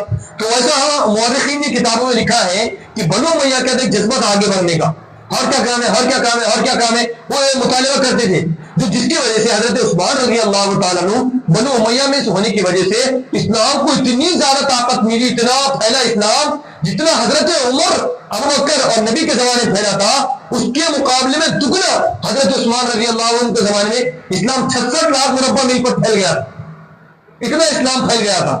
جب حضرت عثمان رضی اللہ عنہ کا زمانہ تھا، یہ حضرت عثمان رضی اللہ عنہ کا زمانہ چلا 13 سال۔ 13 سال کے زمانے میں 10 سال کوئی پھڈا نہیں، کوئی جھگڑا نہیں، کوئی فساد نہیں۔ آخر کے جو 3 سال ہے حضرت عثمان رضی اللہ تعالیٰ عنہ کے، وہ بڑے ہی خطرناک ہے، بہت خطرناک ہے۔ اس زمانے کے اندر عبداللہ بن سبا، جس کی مکہ کے اور مدینہ کے اندر دال نہیں چلی، وہ کوفہ، بصرہ، یہ تمام ممالک کے اطراف میں کھیڑوں میں جا کر محنت کیا اور یہ باور کرایا کہ حضرت علی رضی اللہ تعالیٰ عنہ پر نعوذ باللہ ظلم کیا گیا۔ اصل حقدار امامت کے، اصل حقدار جانشینی کے، حضرت حقدار خلافت کے کون تھے؟ حضرت علی۔ نعوذ باللہ حضرت ابوبکر نے، عثمان نے اور علی حضرت عمر نے ان کے اوپر غصب کر کے ان کو دبا کر تو ظلم کیا ہے۔ گویا کہ حضرت علی رضی اللہ تعالیٰ عنہ کی محبت کا سہارا لے کر اسلام کے درمیان پھڈا ڈالنے کی کوشش کیا۔ یہ تمام جب اس نے بیک گراؤنڈ بنایا، یعنی کہاں پر پورے اطراف میں کھیڑوں میں جا کر جب ماحول بنایا، تو جب کھیڑوں میں یہ بات فضول اور یہ فضا چلنے لگی، اور جب یہ تمام لوگ آئے کہاں پر؟ مدینہ منورہ کے اندر، یہ تمام لوگ کہاں پر آئے؟ مدینہ منورہ کے اندر، اور حضرت عثمان رضی اللہ تعالیٰ عنہ مدینہ منورہ کے اندر ہے، اور حضرت عثمان سے مطالبہ کرنے کی خلافت چھوڑو، خلافت چھوڑو، احتجاج کرنے خلافت چھوڑو، خلافت چھوڑو، خلافت چھوڑو۔ حضرت عثمان نے فرمایا کہ نبی نے فرمایا تھا اے عثمان، کچھ لوگ بدماش ایسے آئیں گے جو اس بات کی کوشش کریں گے کہ تو خلافت سے نیچے اتر جائے، مگر عثمان یہ بات کان کھول کر سن لے، وہ لوگ خلافت چھوڑنے کی کوشش کریں گے تو خلافت کو مت چھوڑنا، یہ نبی نے فرمایا تھا۔ اس لیے حضرت عثمان رضی اللہ تعالیٰ آخری دم تک حضرت عثمان رضی اللہ تعالیٰ نے کبھی خلافت کو نہیں چھوڑا۔ گویا کہ حضرت عثمان رضی اللہ تعالیٰ پر پوری زندگی تنگ کر دیے، ان کے گھردار کو تنگ کر دیے، پانی تنگ کر دیے، پانی، کھانا پینا سب کچھ بند کر دیا گیا۔ ایک کمرے کے اندر انہوں قید ہو کے دروازے لگا دیے، پھر ایک بدبخت اور شقی القلب اور چھت کے اوپر سے گیا اور حضرت عثمان رضی اللہ تعالیٰ سامنے قرآن رکھا ہوا ہے، قرآن مقدس کو پڑھ رہے ہیں، اور یہاں پر پڑھے آپ نے صبغۃ اللہ، صبغۃ اللہ ومن احسن من اللہ صبغہ، جب اس آیت مقدسہ کے پاس پہنچے تو ظالم نے حضرت عثمان رضی اللہ عنہ پر وار کیا اور حضرت عثمان رضی اللہ عنہ وہیں پر شہید ہو گئے۔ آج بھی علماء فرماتے ہیں جو قرآن کا حضرت عثمان رضی اللہ تعالیٰ پڑھ رہے تھے آج بھی قرآن محفوظ ہے اور یہی آیت مقدسہ کے اوپر حضرت عثمان رضی اللہ خون گرا ہوا ہے آج۔ تو گویا کہ حضرت عثمان رضی اللہ تعالیٰ عنہ کا جیسے ہی انتقال ہو گیا اور حضرت شہادت فرما گئے دنیا کے اندر، تو پورے مدینہ کے اندر یہی دہشت گرد اور گنڈوں کا راج چل رہا تھا، پورے مدینہ کے اندر سناٹا چھایا ہوا تھا، ان کا راج تھا حضرت علی علی علی، گویا کہ کسی کی ماننے کے تیار نہیں تھے۔ جب حضرت علی رضی اللہ تعالیٰ نے کہا کہ بھائی جو تم یہ حرکت کر رہے ہیں، جو کچھ محبت میں آڑ میں تمام طریقے کر رہے ہیں، یہ طریقہ ٹھیک نہیں ہے، جب حضرت علی سمجھا رہے ہیں تو حضرت علی کے اوپر چل گئے تھے۔ جب انہوں نے یہ دیکھا کہ طریقہ ہے بہت زیادہ نامناسب طریقہ اختیار کر رہے ہیں تو حضرت علی رضی اللہ تعالیٰ نے دیکھا کہ مدینہ کے اندر حکومت کرنا بس کی بات نہیں ہوئی۔ اب حضرت علی نے کہا کہ اگر میں مدینہ میں رہوں گا پھر جھگڑا ہوگا، اور کہاں پر جھگڑا ہو رہا ہے؟ کہاں پر ہو رہا؟ نبی کے گھر میں، نبی کے شہر میں۔ حضرت علی نے بولے کہ مدینہ میں اور نبی کے گھر میں اور نبی کے شہر میں جھگڑا نہیں، اس لیے سب سے بہتر یہ ہے کہ مدینہ چھوڑو اور کوفہ چلے جاؤ، عراق چلے جاؤ۔ اس لیے حضرت علی رضی اللہ تعالیٰ عنہ نے یہی عبداللہ بن سبا کے قریب میں کام کر رہے ہیں، پھر حضرت علی رضی اللہ تعالیٰ عنہ نے مدینہ کو چھوڑ کر کہاں پر چلے گئے؟ عراق چلے گئے، اور کوفہ میں حضرت علی رضی اللہ تعالیٰ اپنے دارالخلافت سنبھال لیا۔ وہاں پر جب رہے آپ نے، وہاں پر جانے کے بعد تقریباً حضرت علی رضی اللہ تعالیٰ عنہ کتنے سال رہے؟ تقریباً 4 یا 5 سال آپ کی خلافت چلی ہے۔ جب حضرت علی رضی اللہ تعالیٰ عنہ یہاں پر آ گئے اور حضرت عثمان رضی اللہ تعالیٰ عنہ شہید ہو گئے تو حضرت عائشہ رضی اللہ عنہ حج کو آئی ہوئی تھی۔ حضرت عائشہ رضی اللہ عنہ کے پاس یہ بات پہنچی کہ حضرت علی رضی اللہ عنہ یہ کہہ رہے ہیں کہ میں عثمان کا بدلہ نہیں لوں گا۔ یہ کون کہہ رہے ہیں؟ کچھ بندوں کو ڈیوائڈ کر دیے، ڈیوائڈ کر کے کہاں پر بھیجے؟ حضرت علی کے پاس، اور کچھ بندوں کو بھیجے حضرت عائشہ کے پاس۔ فرما کہ حضرت عثمان کو شہید کیا گیا لوگوں نے، اور جب حضرت علی سے کہا جا رہا کہ حضرت عثمان کا بدلہ لو تو حضرت علی کہہ رہے ہیں کہ میرے کو کیا ضرورت پڑی کہ میں حضرت عثمان کا بدلہ لوں؟ کہ حضرت عائشہ کو معلوم ہوا ایسا کہ ایسا حضرت علی رضی اللہ تعالیٰ فرما رہے ہیں۔ حضرت عائشہ رضی اللہ تعالیٰ عنہ جیسے ہی وہاں پر آئے مدینہ تو آپ نے جنگ کا میدان تیار کر دیا۔ یہ دونوں صحابہ کے جھگڑے کے لگا دیے، اور جھگڑے لگانے والا کون ہے بندہ؟ یہودی کا بیٹا حکم عبداللہ بن سبا، اور عبداللہ بن سبا نے جتنے بندوں کو تیار کیا تھا وہ سب بندے۔ جب ان دونوں کے درمیان میں جھگڑا لگا دیا، فساد ڈال دیا، تو حضرت عائشہ ادھر کھڑے ہو گئی اور حضرت علی ادھر کھڑے ہو گئے۔ جب یہ معاملات ہو گیا، ادھر حضرت عائشہ آ گئی، ادھر حضرت علی آ گئے، دونوں آمنے سامنے ہو گئے، دونوں کا میدان گرم ہوا، تلواریں نکلنے کو قریب آ گئی، تو حضرت علی اور حضرت عائشہ نے فرمایا کہ ہمارا بھی ارادہ نہیں ہے جنگ کرنے کا، ہمارا بھی ارادہ نہیں ہے، تو تھوڑا صلح ہونی ہی والی تھی۔ تو اسی بھگ دڑ کے موقع کے اندر کچھ لوگوں نے ادھر شرارت کی، کچھ لوگوں نے ادھر شرارت کی۔ حضرت عائشہ کو یہ گمان ہوا کہ حضرت علی نے وعدہ توڑ دیا، حضرت علی کو یہ گمان ہوا کہ حضرت عائشہ نے وعدہ توڑ دیا، اور دونوں میں جو جنگ ہوئی لاکھ کے قریب مسلمان شہید ہو گئے۔ کتنے؟ ہزاروں کی تعداد میں مسلمان شہید ہو گئے اس کے اندر، ہزاروں کے، جس کو زنگے جمل کہا جاتا ہے، یعنی حضرت عائشہ رضی اللہ عنہ زمانے میں اونٹ پر آئی تھی۔ پھر یہ معاملہ آگے بڑھا، حضرت علی رضی اللہ تعالیٰ عنہ کی بھی جو خلافت تھی وہ خلافت کے اندر بھی بہت زیادہ جھگڑے ہوئے، بہت زیادہ شر پھیلائے ان لوگوں نے، اور حضرت علی رضی اللہ عنہ کو بھی سکون سے خلافت کا کام اور دین کا کام بالکل کرنے دے۔ یہ تمام معاملات آگے بڑھ گئے۔ یہ معاملات آگے بڑھنے کے بعد حضرت علی رضی اللہ تعالیٰ عنہ نے اپنا جانشین بنایا حضرت حسن رضی اللہ تعالیٰ، اور حضرت حسن کو نے حضرت حسین رضی اللہ عنہ کے کون ہے؟ بڑے بھائی ہے، ان کو اپنا جانشین اپنا نائب بنا دیا۔ جب ان کو اپنا نائب بنایا تو حضرت جیسے ان کو نائب بنایا تو پھر معاملہ آیا حضرت امیر معاویہ رضی اللہ تعالیٰ، حضرت امیر معاویہ رضی اللہ تعالیٰ عنہ اور حضرت علی رضی اللہ تعالیٰ عنہ کے درمیان میں ایک مرتبہ یہ مسئلہ ہو گیا تھا۔ تو بعد میں حضرت امیر معاویہ نے حضرت علی رضی اللہ تعالیٰ عنہ آپس میں بیٹھ کر ان دونوں نے مشورہ کیا کہ کیا معاملہ ہے۔ تو دونوں میں جب آپس میں بیٹھے رات کا معاملہ ہوا، پھر عبداللہ بن سبا کے کچھ لوگوں نے رات میں جو ادھر تیر اندازی کی، انہوں نے ادھر تیر اندازی کی، جس کی وجہ سے ہر مسلمانوں کے اندر میں جنگ ہو گئی۔ تو الگ الگ اس کے اندر یہ معاملہ ہوا۔ بعد میں حضرت حسن رضی اللہ تعالیٰ جب جانشین بنے ہیں، حضرت حسن رضی اللہ تعالیٰ عنہ تقریباً 6 مہینے خلیفہ ٹھہرے، 6 مہینے میں حکومت کی باغ کو سنبھالا، اور نبی پاک صلی اللہ علیہ وسلم نے فرمایا تھا کہ خلافت جو چلیں گی وہ کتنے سال چلیں گی؟ 30 سال 30 سال. تو صحابہ کرام کی جو حضرت ابوبکر، عمر اور عثمان اور علی، ان لوگوں کی جو خلافت چلی ہے 1950 سال چلی ہے، 19.5 سال. اور 6 مہینے کس کی چلی ہے؟ حضرت حسن رضی اللہ تعالیٰ عنہ کی خلافت چلی ہے. گویا کہ جو خلافت کا انتظام تھا یہاں پر مکمل ہو چکا ہے. جب حضرت حسن رضی اللہ تعالیٰ نے دیکھا کہ وہاں پر بھی جنگ جمل میں بھی، جنگ صفین میں بھی لاکھوں مسلمان شہید ہوئے ہیں، تو حضرت حسن رضی اللہ تعالیٰ نے حضرت امیر معاویہ رضی اللہ تعالیٰ عنہ کے ہاتھ میں بیعت کیا. اور حضرت حسن رضی اللہ تعالیٰ عنہ جو جانشین بنے وہ کوفہ کے اندر، کیونکہ حضرت علی کہاں پر تھے؟ کوفہ کے اندر. حضرت حسن بنے ہیں جانشین آپ کے کوفہ کے اندر، اور حضرت امیر معاویہ کہاں پر تھے؟ ملک شام کے اندر. تو ملک شام کے اندر لوگوں نے کس کو بنا دیا؟ حضرت امیر معاویہ کو اپنا خلیفہ بنا دیا، اور کوفہ کے لوگوں نے حضرت حسن کو بنا دیا. کیونکہ کوفہ کے اندر کون تھے؟ حضرت علی، اور شام کے اندر حضرت امیر معاویہ. جب امیر معاویہ رضی اللہ عنہ سے خلافت کو ٹھہرے اور ادھر سے حضرت حسن، تو حضرت حسن نے دیکھ لیا کہ اب بڑا جھگڑا ہونے والا ہے.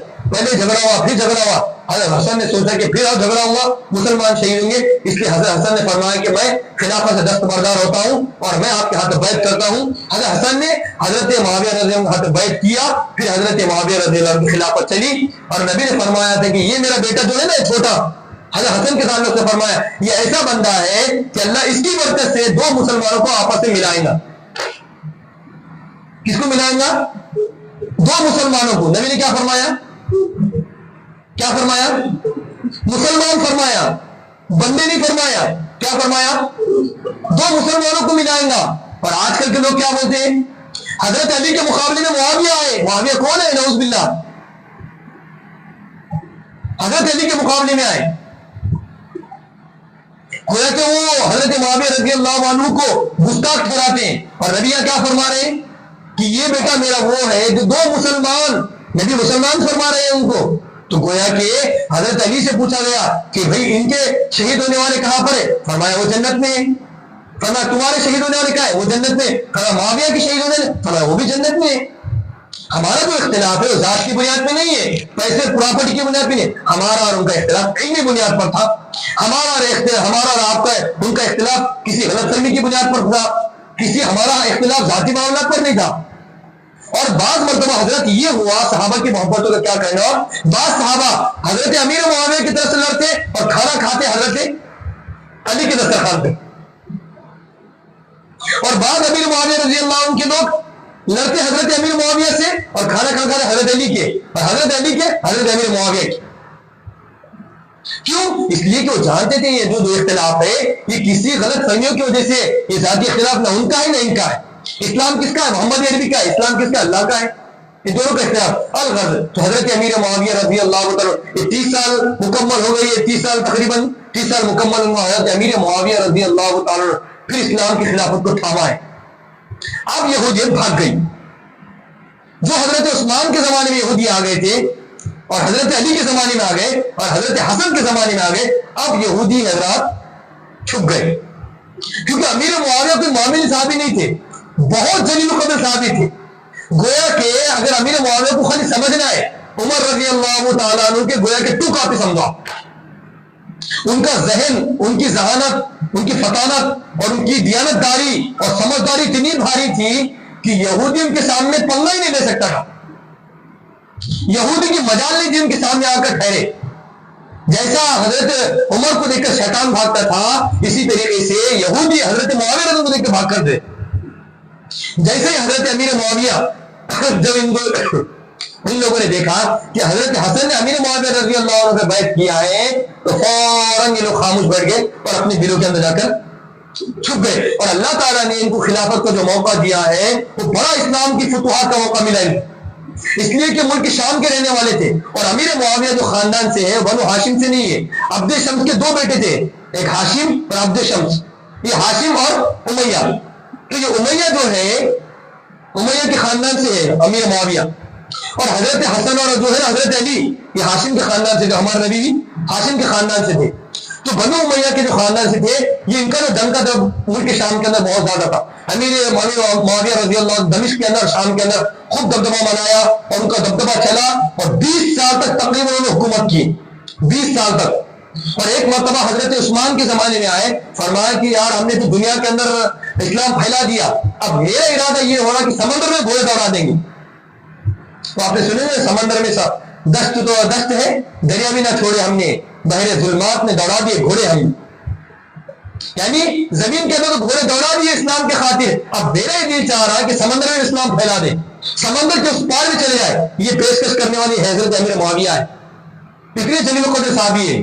تو میں نے جیسے آپ کہا تھا کہ بنو امیہ کے اندر آگے بڑھنے کا اور اوپر جانے کا اللہ نے فطری ان کو ہے تو طریقہ دیا تھا، فطری سوچ دیا تھا.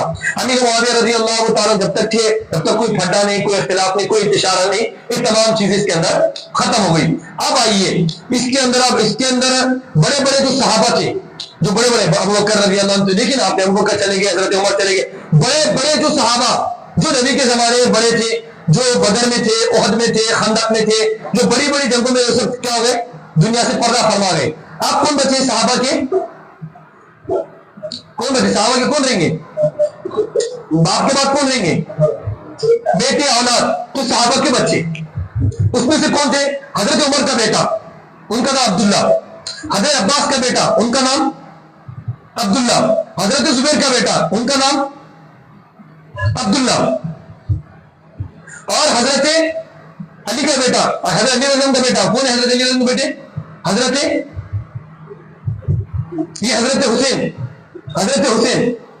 اور اسی طریقے سے کچھ صحابہ بڑے بڑے تھے، کچھ جن کی عمر تقریباً ایسا سمجھو کیا 80 ہوں گی، 82 ہوں گی، وہ اس میں سے گنے چنے چند صحابہ تھے. گویا کہ بڑے بڑے صحابہ دنیا سے پردہ فرما گئے. اب حضرت امیر معاویہ رضی اللہ عنہ جب تک تھے وہ بھی یہودی دب گئے. جیسے حضرت امیر معاویہ رضی اللہ تعالیٰ عنہ کے جانے کا وقت قریب ہوا، اب یہ معاملہ ہے، جانے کا وقت قریب ہوا تو جو آپ کے سامنے ایک بڑے صحابی ہے جن کا نام مغیرہ ابن شعبہ، بہت بڑے صحابی ہے. ایک مرتبہ ایک کافر ہمارے نبی کے پاس آیا اور نبی سے بات کرنے لگا، اور بات کرتے کرتے ایسا قریب لے جا رہا نبی کے چہرہ، اور ہاتھ قریب لے جا رہا. ایسا ہمارے نبی پاس صلی اللہ علیہ وسلم جو داڑھی مبارک تھی اس کے قریب لے کر جا رہا.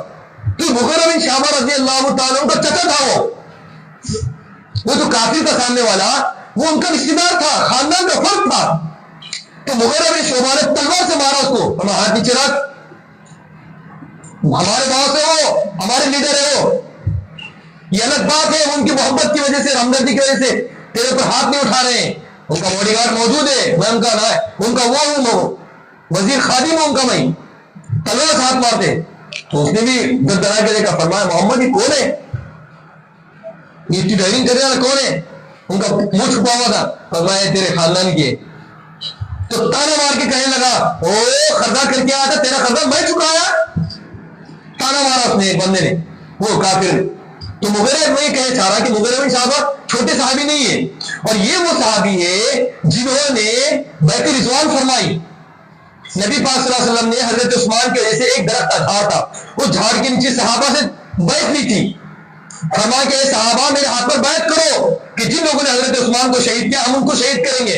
اللہ نے فرمایا کہ نبی پاک صلی اللہ علیہ وسلم نے تیرے ہاتھ پر بیعت کریں، یہ میرا ہاتھ ہے. اور نبی نے فرمایا یہ جو ہاتھ ہے عثمان کا ہاتھ ہے. اپنے ہاتھ کو اللہ نے، نبی کے ہاتھ کو اللہ نے اپنا ہاتھ فرمایا، اور نبی نے اپنے ہاتھ کو عثمان کا ہاتھ فرمایا. تو گویا کہ اس بیعت کے اندر بھی شریک ہونے والے کون ہے؟ مغیرہ ابن شعبہ. تو یہ صحابی نے حضرت امیر معاویہ سے کہا، اور یہ امیر معاویہ رضی اللہ عنہ کے زمانے میں تھے، انہوں نے کہا حضرت جی. فرمایا جی. اور بھی صحابہ تھے. فرمایا دیکھو حضرت مسلمان کا بہت زیادہ خون بہہ گیا پہلے.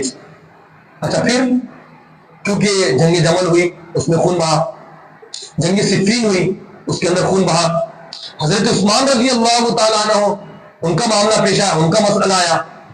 کیوں اسلام کے اندر یہ جو مسلمان خون دیکھ رہے ہیں نا، تو میں آپ کو یہ مشورہ دیتا ہوں، آپ ایسا کرو، اپنے بات اپنا جانشین طے کرو. اگر آپ طے نہیں کریں گے تو پھر کیا ہوگا؟ کس میں ہوگا؟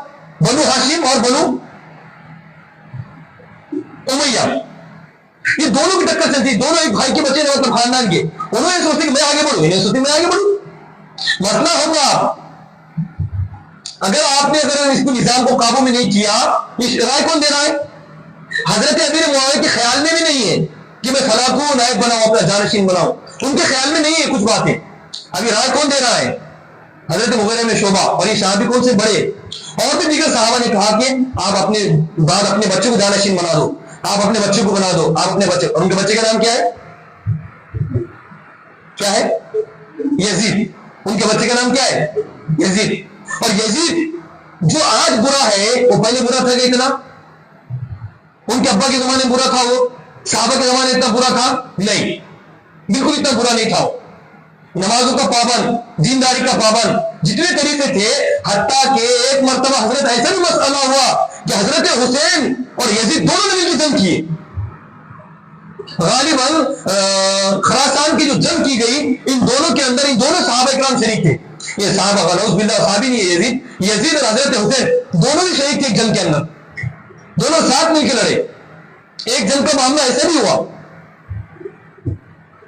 تو گویا کہ نہ صحابہ کو معلوم تھا یہ ایسا ہو جائے گا بعد میں, نہ حضرت حسین کو معلوم تھا یہ ایسا ہو جائے گا بعد میں. یہ بات کسی کو نہیں معلوم. اب یہ میری گارنٹی, آپ کی گارنٹی ہو سکتی کہ میں آگے بگڑوں گا نہیں بول کے, کوئی گارنٹی نہیں ہے انسان. آپ کی لے سکتا میں, آپ کی نہیں لے سکتا, میری بھی نہیں لے سکتا میں خود کی. میں آگے بڑھانے میں میرا کیا ہوں اللہ کو معلوم. دل کا حال کسی کو بتا سکتے, کسی کے پیشانی میں لکھا ہوا ہے, ہم اس کا جو طے کر کے دیتے. یہ تمام بات معاملات ہوتی. تو حضرت امیر معاویہ رضی اللہ تعالیٰ عنہ کو انہوں نے مشورہ دیا. آپ مشورہ کیوں دیا یہ بھی سنیے.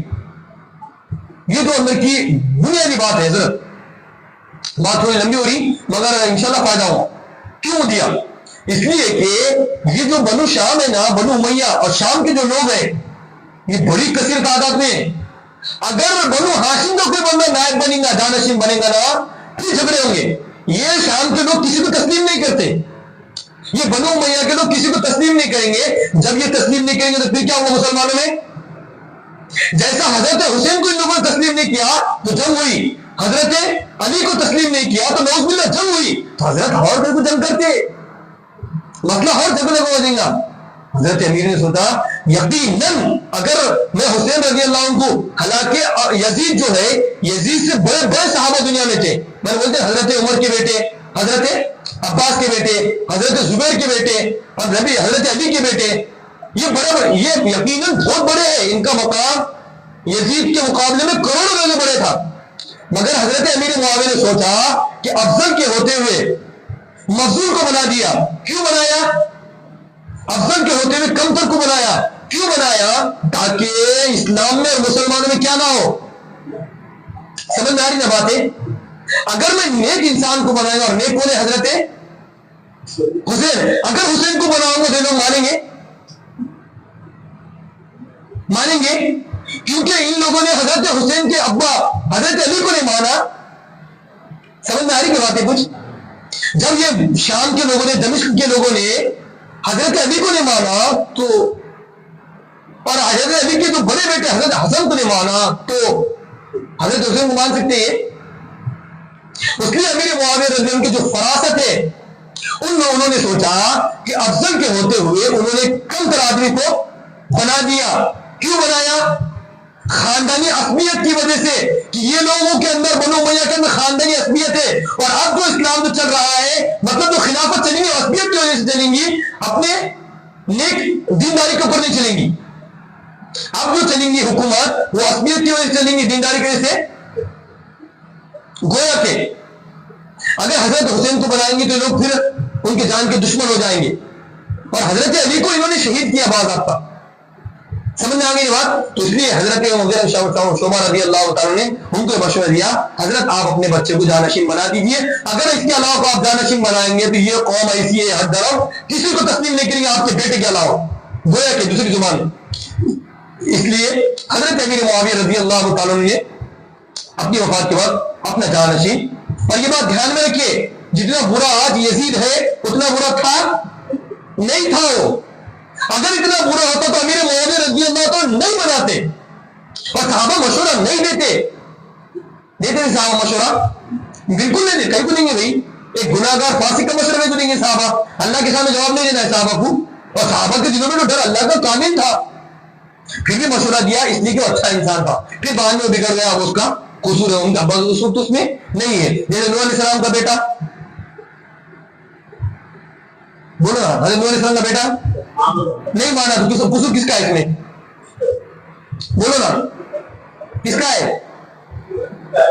نبی علیہ السلام قصور اس میں؟ لوط علیہ السلام کی بیوی نے مانا، قصور کس کا ہے؟ بیوی کا ہے۔ ابو طالب نے نہیں مانا، قصور کس کا ہے؟ ابو جہل میں کعبہ کا متولی ہو کے نہیں مانا، قصور کس کا ہے؟ سمجھ میں آگی بات؟ تو حضرت امیر معاویہ رضی اللہ تعالیٰ کا جو بیٹا ہے یزید، اگر یہ بعد میں پلٹ جا رہا ہے، گمراہ ہو جا رہا ہے، تو اس میں حضرت امیر معاویہ رضی اللہ کا کچھ قصور ہے؟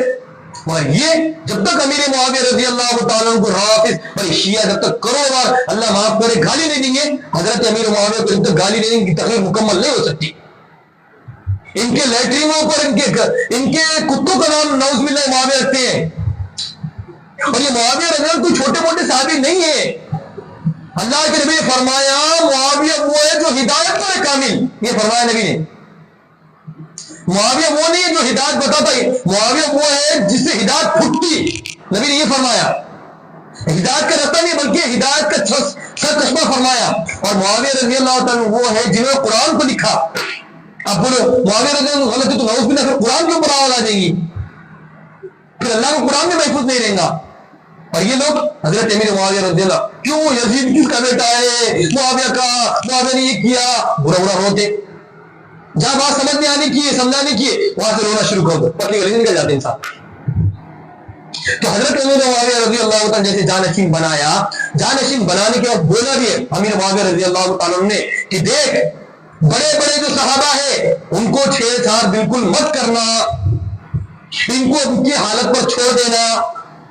عبداللہ ابن زبیر، عبداللہ ابن عمر، عبداللہ ابن عباس، حضرت حسن، حضرت حسین رضی اللہ تعالیٰ عنہ کے تعلق سے تاکید فرمائی تھی ان کو مت چھیڑنا، ان کو خلافت پر مجبور مت کرنا، ان کو بیعت پر مجبور مت کرنا۔ حضرت امیر معاویہ کی جملے ہیں یہ۔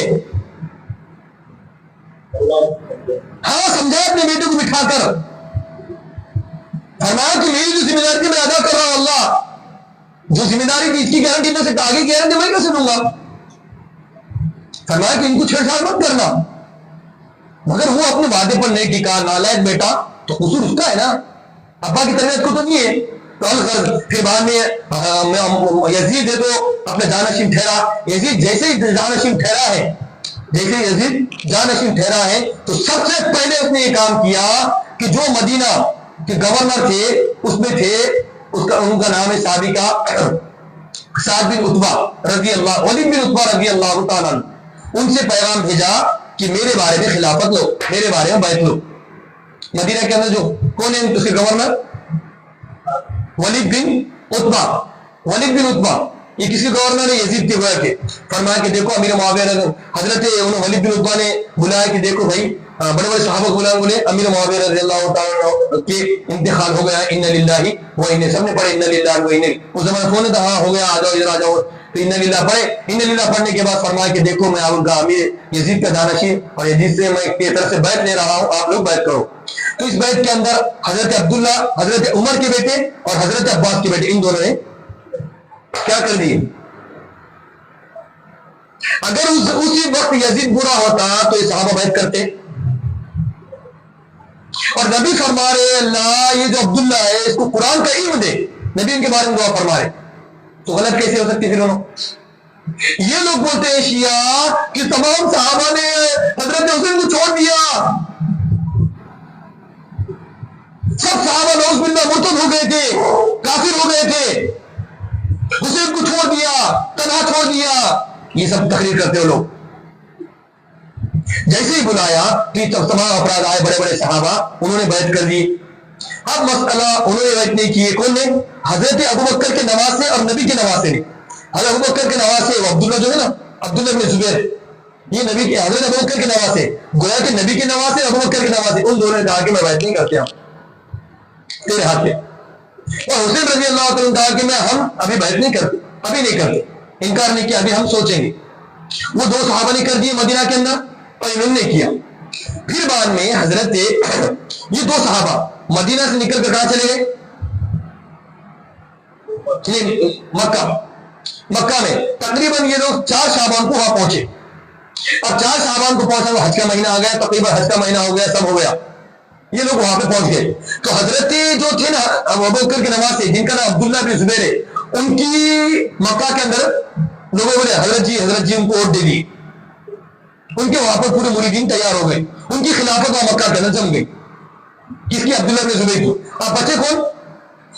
حضرت حسین رضی اللہ تعالیٰ. اب حضرت حسین رضی اللہ تعالیٰ مکہ کے اندر ہے.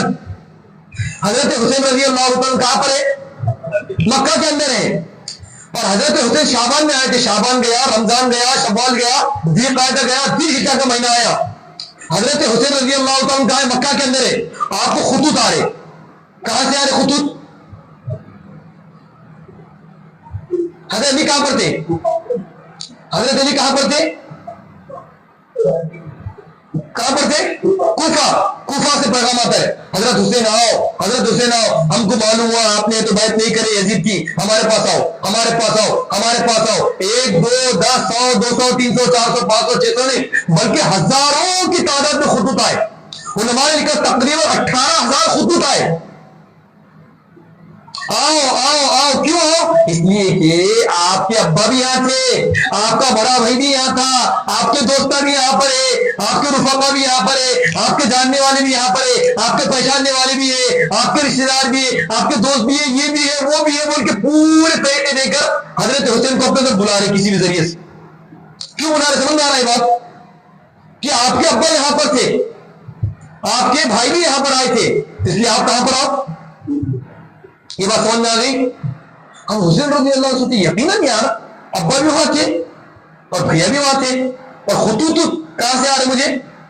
اور حضرت علی کے چاہنے والے کوفہ میں تھے، حسن کے بھی چاہنے والے کوفہ میں تھے. تو حضرت حسین نے سوچا کہ ہمارے چاہنے والے کہاں پر ہے؟ کوفہ.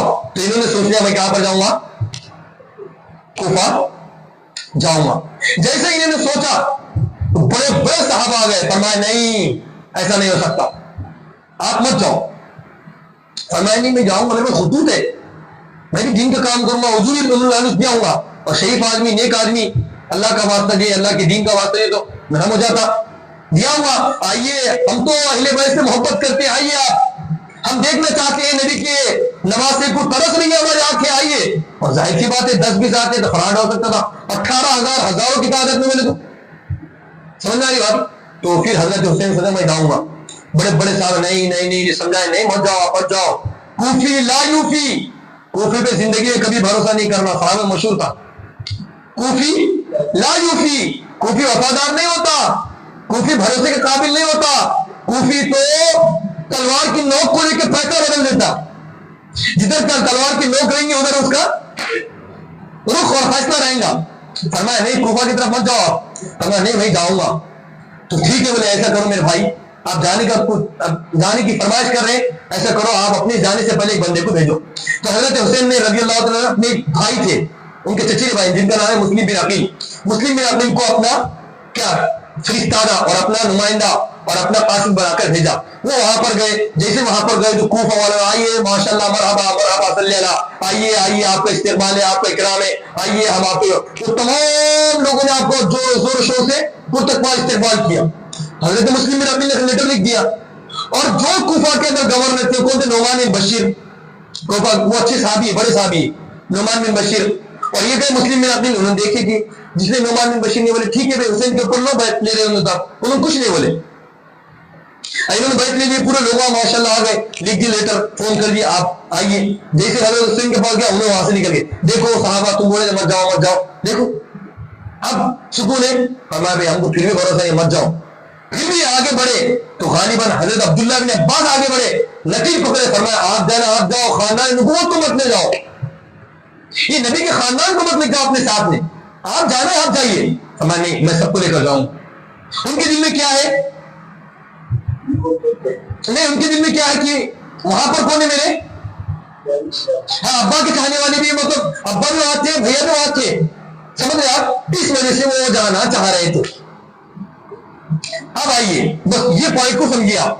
حضرت حسین رضی اللہ تعالیٰ وہاں سے نکل رہے ہیں. اب جو حضرت حسین نکل رہے کیوں نکل رہے ہیں؟ کیوں نکل رہے ہیں؟ ہاں لیٹر بھیجے بول کے، اور ہاں ابا کے تعلقات جڑے ہوئے ہیں، بھیا کے تعلقات جڑے ہوئے، اسی وجہ سے نکل رہے نا. بعض لوگوں نے کہا کہ نہیں، حضرت حسین جو نکلے ہیں وہ بغاوت کے طور پہ نکلے، نعوذ باللہ، حالانکہ غلط ہے۔ حضرت حسین نے بغاوت نہیں کی یزید سے، یعنی جو اس زمانے کی حکومت تھی اس سے بغاوت نہیں کی، اور نبی نے فرمایا اگر کوئی بندہ حاکم بن گیا اس سے بغاوت مت کرو۔ تو حضرت حسین کیسے بغاوت کریں گے پھر؟ اب نکلنے کی وجہ کیا ہوئی کہ میرے ابا بھی وہاں رہتے تھے، میں بھی وہاں پر۔ یہ بنیادی بات ہے، ہمیشہ یاد رکھو، حضرت حسین نہ بغاوت میں نکلے اور نہ ہی جہاد کے ساتھ نکلے تھے، بلکہ کہیں کو نکلے اپنے والد صاحب کے چاہنے والے اور بھیا کے چاہنے والے ہیں، اس وجہ سے وہاں پر نکلے۔ یہ بات کی وجہ سے اب سمجھ میں آ گئی، یہ بات ہمیشہ یاد رکھو۔ بعض لوگ بولیں گے جہاد کی وجہ سے، یہ غلط ہے، جہاد کو نکلے۔ اگر جہاد میں جانا ہے تو بچوں کے ساتھ لے آتے، اگر جہاد میں جانا ہے تو بچوں اور عورتوں کے ساتھ لے کر جاتے کہ وہ لوگ۔ اگر جہاد کو جانا ہے تو صحابہ نہیں آ سکتے تھے۔ پھر اگر علامہ بغاوت کو بلند کریں گے تو نبی نے کیا فرمایا؟ اگر کوئی آدمی امیر بن گیا، حاکم بن گیا تو علامہ بغاوت بلند، تو گویا کہ نہ علامہ بغاوت کو نکلے نہ جہاد کو، بلکہ کہیں کو نکلے تھے؟ اپنے خاندانی رشتے داری ہونے گئے، وہاں سے آپ نکلے، وہاں سے نکلنے سے اپنے پورے پریوار کو لے چلو بھائی آپ جانا ہی ہے یا نہیں رہنا ہے، اپنے لوگ ہیں نہیں ماننے والے، مثال کے طور پر وہاں پر چلے جائیں گے، سکون سے رہیں گے وہاں پر، اپنے چاہنے والے بھی وہاں سے نکلے۔ اب وہاں سے جیسے ہی نکلے تو وہاں کا جو گورنر تھا نعمان بن بشیر، یزید تھا دمشق کے اندر، شام کے اندر یزید کو معلوم ہوا کہ حضرت حسین وہاں پر آنے والے ہیں کوفہ، تو اس نے یہ کیا، جو صحابی جو پہلے گورنر تھے، جو پہلے وہاں کے گورنر تھے جن کا نام تھا نعمان بن بشیر، ان کو ہٹا دیا، وہاں سے ہٹا کے کس کو متعین کر دیا؟ عبید اللہ بن زیاد کو۔ اور عبید اللہ بن زیاد ایک نمبر کا بدماش اور ڈاکو ہے، ایک نمبر کا بدماش ہے، ایک نمبر کا عبید اللہ بن زیاد۔ تو اس نے یہ کیا کہ یزید نے کہ نعمان بن بشیر کو معزول کر کے کیا کیا؟ عبید اللہ کو متعین کر دیا، اور مسلم بن عقیل آپ پریشان ہو گئے۔ کیوں پریشان ہو گئے؟ کیونکہ عبید اللہ آ گیا، اب عبید اللہ حضرت حسین کی خلافت کے بارے میں بات نہیں لیں گے۔ تو نعمان بن بشیر جو مسلم بن عقیل تھے، وہ ایک صحابی ہے، ان کے گھر کو جا کر چھپ گئے، جن کا نام ہے ہانی بن عروہ۔ عبید اللہ نے وارنٹ جاری کر دیا کہ مسلم بن عقیل کہاں لے کر آؤ، تو رات رات چھپ گئے۔ مگر مسئلہ یہ تھا کہ عورت نے مسلم بن عقیل کو اپنے گھر میں چھپا دیا، مگر ایک بدبخت پیسوں کے لالچ میں میر جعفر اور میر صادق جیسے تھے ہمارے زمانے میں چاپلوسی کرنے والے، اس نے جا کر بول دیا وہ جو دیکھ رہے نا آپ مسلم بن عقیل وہ ہمارے گھر میں امی نے بنا دیا، راتوں رات پکڑا گیا، مارا گیا اور بڑی بلڈنگ سے نیچے پھینک دیا گیا، وہیں پر وہ شہید ہو گئے۔ اب مسلم بن عقیل شہید ہو گئے، مسلم بن عقیل نے لیٹر لکھ دیا حضرت حسین کو، اے حسین تم مت آؤ، یہاں کے لوگ بدل چکے ہیں، جن لوگوں نے میرے ہاتھ پر بیعت کی تھی عبید اللہ کو دیکھ کر وہ 18,000 لوگ میں سے صرف 6,000 بچے، پھر دوسرے دن 6 بچے۔ جن لوگوں نے آپ کو بلایا تھا، جن لوگوں نے خطوط کیا تھا، جب عبید اللہ وہاں کے گورنر بن گیا، عبید اللہ کی تلوار آ گئی اور عبید اللہ نے کہا جن لوگوں نے حضرت حسین کے بارے میں بیعت کی ہے ان کا مقابلہ میں تلوار کریں گے آپ۔ جیسے ان لوگوں نے تلوار کو دیکھا تو فوراً پلٹی مار دیے، جو مسلم بن عقیل کے اوپر بیعت کیے تھے فوراً کس کے اوپر بیعت گئے؟ عبید اللہ نے زیاد کی بیعت کرنا شروع کر دی۔ اور ان کا لیٹر جب گیا فرمایا کہ میرے پاس تو پہلے 18,000 نہیں کرے، مانے 6,000 بچے، آپ کتنے بچے؟ 6 بھی نہیں بچے آپ۔ جیسے ان کو پیغام پہنچا، اب وہ پیغام تو وہاں پہنچ گیا تھا، آپ آ جائیے بول کے حضرت حسین رضی اللہ تعالیٰ وہاں سے چل پڑے۔ کہاں سے؟ مکہ سے نکل کر آپ کہاں جا رہے تھے؟ کوفہ، آپ کوفہ جا رہے تھے۔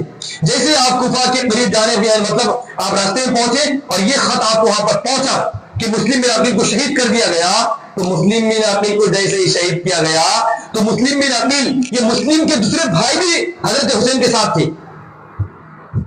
اب ان کو خط پہنچا، بھائی دیکھیے کہ بھیا چلے گئے، اور ان کے بیٹوں نے دیکھا ابا چلے گئے، دونوں والے اب ابا چلے گئے، اب ان کو چھوڑنے والے نہیں ہیں۔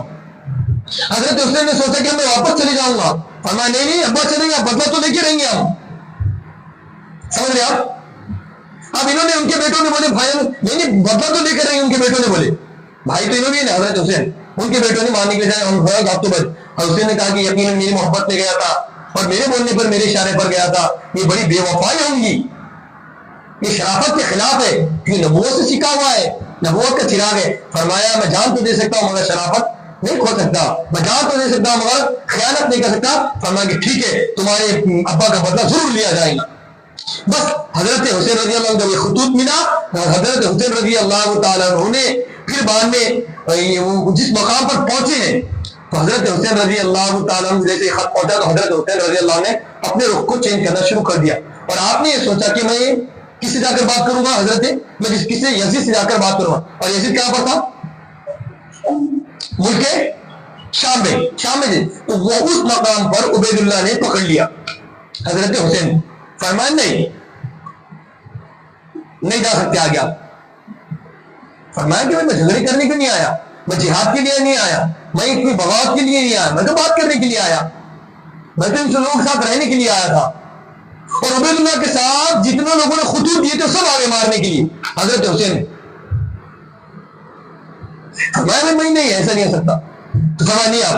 تو حضرت حسین نے خوب سمجھایا منایا. فرمایا کہ حضرت حسین رضی اللہ عنہ کھڑے ہو گئے اور تقریر کیا, اے لوگوں تم نے فلاں نہیں بلایا, اے چنو تو نے نہیں بلایا, اے فلاں تو نے نہیں بلایا, اے فلاں تو نے نہیں بلایا, اے تیرا خود نہیں ہے, تیرا فون نہیں آیا, تیرا مس کال نہیں آیا, تیرا میسج نہیں آیا, تیرا پیغام نہیں آیا. ایک ایک کا نام لے کے بتایا آپ نے.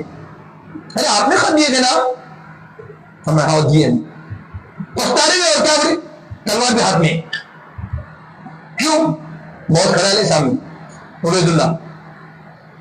فلاں سب کو نام لے کے بتا رہے. فرمایا مجھے جانتے میں کون ہوں؟ میں نبی کا نواسا ہوں, میں وہ ہوں جس کے بارے میں نبی نے فرمایا کہ جنتی نوجوانوں کا سردار ہے. نبی نے فرمایا حسن حسین میری آنکھوں کی ٹھنڈک ہے. نبی نے میرے والدہ کے بارے میں کیا فرمایا, میرے بارے میں کیا فرمایا. نبی نے مجھے چھوا ہے, مجھے سونگا ہے, میرا بوسہ دیا ہے, مجھے گود میں پالا ہے, مجھے گود میں لیا ہے, مجھے میرے واسطے نماز کو لمبا کیا. یہ تمام فضائل کو مگر ان کے اوپر کچھ اثر نہیں ہو. آپ نے خط بھیجا تھا, میں تو زبردستی نہیں آیا. اس نے کسی شاعر نے بڑا اچھا کیا, ارے کوفہ والو مسافر نہ سمجھو, میں آیا نہیں ہوں, میں بلایا گیا. میں آیا نہیں ہوں کہ مہمان بنا کر ستایا گیا ہوں, میں رویا نہیں ہوں.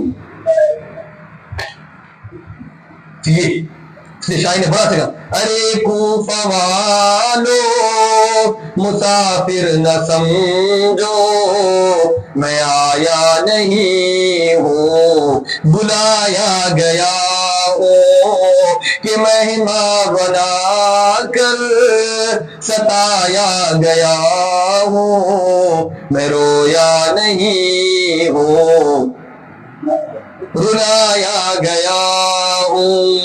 کیا بڑا اچھا انداز کیا شاعر نے. جب یہ معاملات ہوگا, جب ان پر کوئی اثر نہیں ہوا تو حضرت حسین تھک ہار کر 3 شرط رکھے. فرمایا کہ دیکھو ایک بات یہ ہے کہ پہلی شرط یہ ہے کہ مجھے یزید کے پاس جانے دو. فرمایا نہیں جانے دوں گا. دوسری شرط مجھے ہے تو اسلامی سرحد پر جانے دو. فرمایا نہیں. تیسری شرط میں جہاں سے مکہ سے آیا مکہ جانے دو.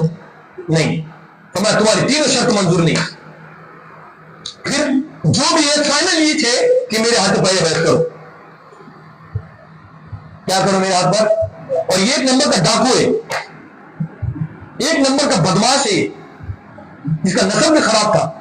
حضرت حسین رضی اللہ عنہ فرمایا کہ بھائی تیرے جیسے بدماش کے اوپر میں ہاتھ ہے, سر تو دے سکتا ہوں مگر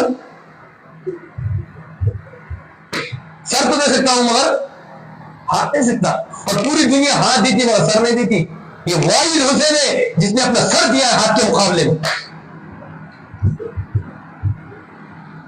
واحد حسین ہے. اور پوری دنیا میں کو تم جتنے بھی لوگ آئے اپنا ہاتھ دیں گے مگر سر کو ہی دیتا. اور حضرت حسین وہ واحد ہے جو جن نے اپنا سر دیا مگر اپنا ہاتھ نہیں دیا. میں ہاتھ نہیں دے سکتا, میں قوم کو دھوکہ نہیں دے سکتا. میں ہاتھ دینا گویا کہ تیری صداقت کرنا ہے کہ تو اچھا انسان ہے, اور تمام لوگ دھوکہ کھا جائیں گے میرے وجہ سے. میں کسی کو خزانے میں نہیں دیکھنا چاہتا. تو میں ٹھیک ہے آ جاؤ پھر میدان میں. یہ تمام معاملات ہو گئے. جب یہ معاملات ہو گئے دونوں کی طرف صفیں تیار ہو گئی. آپ نے دیکھا کہ نصیحت کوئی عمل نہیں کر رہا ہے, ادھر سے بھی تلواریں ادھر سے بھی تیار ہو گئے. حضرت حسین رضی اللہ تعالیٰ عنہ کے, حضرت علی رضی اللہ تعالیٰ عنہ کے اس جنگ کے اندر 9 بیٹے تھے. حضرت علی کتنے بیٹے ہیں؟ کتنے بیٹے حضرت علی کے؟ 9 بیٹے ہیں. اور حضرت حسن جو پہلے شہید ہوئے تھے نا ان کے 2 بیٹے ہیں. اور یہ جو حضرت حسین ہے ان کے 3 بیٹے ہیں. اور تینوں کا نام علی ہے. علی چھوٹا, علی درمیان کا, علی بڑا. علی اصغر، علی اوسط اور علی اکبر، ایسے نام تھے. اور دوسروں کا نام کیا تھا؟ عباس، ابو بکر، عثمان، عمر، عباس، عثمان. دیکھیے یعنی حضرت حسن اور حسین اور حضرت علی کے بیٹوں کا نام ہے یہ. اور یہ لوگ کیا ہوتے؟ نعوذ باللہ علی یا نعوذ باللہ حضرت ابو بکر اور حضرت عمر نے خلافت کو چھینا ہے. جب خلافت کو چھینتے تھے تو حضرت عمر حضرت علی اپنے بیٹوں کا نام رکھتے تھے، ابو بکر اور عثمان علی رکھتے تھے. تو گویا کہ معلوم ہو رہا فراڈ ان میں ہے. حضرت صحابہ میں فراڈ ہے کیا؟ ان میں اختلاف ہے کیا؟ نہیں ہے. تو الغرض یہ دونوں کی صفحہ تیار ہو گئی. ادھر سے ہے تو عبید اللہ کی، ادھر سے یہ یزید کا خط آیا. عبید اللہ بن زیاد جو تھا، یزید کی طرف سے ایک آدمی گیا جس کا نام ہے عمرو بن سعد. عمرو بن سعد نہیں، پہلے گیا اور ابن یزید 1000 بندوں کو لے کے گیا. کہاں پر؟ وہ کربلا کے میدان کے اندر. جب ان کے پاس گیا تو جب معاملات ہو گئے تو انہوں نے ان کے سامنے پیشکش کی. تو حضرت ابن یزید تھوڑا نرم ہو گیا. تھوڑا نرم ہونے کے بعد اس نے پیغام بھیجا تو فوراً عبید اللہ بن زیاد نے اور کچھ بندے بھیجا، 2 یا 3 ہزار کے قریب اور زیادہ بندے بھیجا. کس کے ساتھ؟ عمرو بن سعد کے ساتھ. فرمایا کہ دونوں کے سامنے پیشکش کی گئی تو عمرو بن سعد نے پیشکش کی عبید اللہ کے پاس. عبید اللہ ایسی بات چل رہی، انہوں بولے کہ 3 شرط رکھو، یا تو مجھے مکہ جانے دو، یا یزید کے پاس جانے دو، یا پھر تو سرحد پر جانے دو. یعنی سعد نے آ کر بولا ایسا عبید اللہ کو. اب عبید اللہ کو بات سمجھ میں آ گئی اور سعد کو بھی، سب کو بات سمجھ میں آ گئی. عبید اللہ کا دھیان ہو گیا تھا کہ حضرت حسین کو کہاں پر بھیجیں گے؟ کس کے پاس؟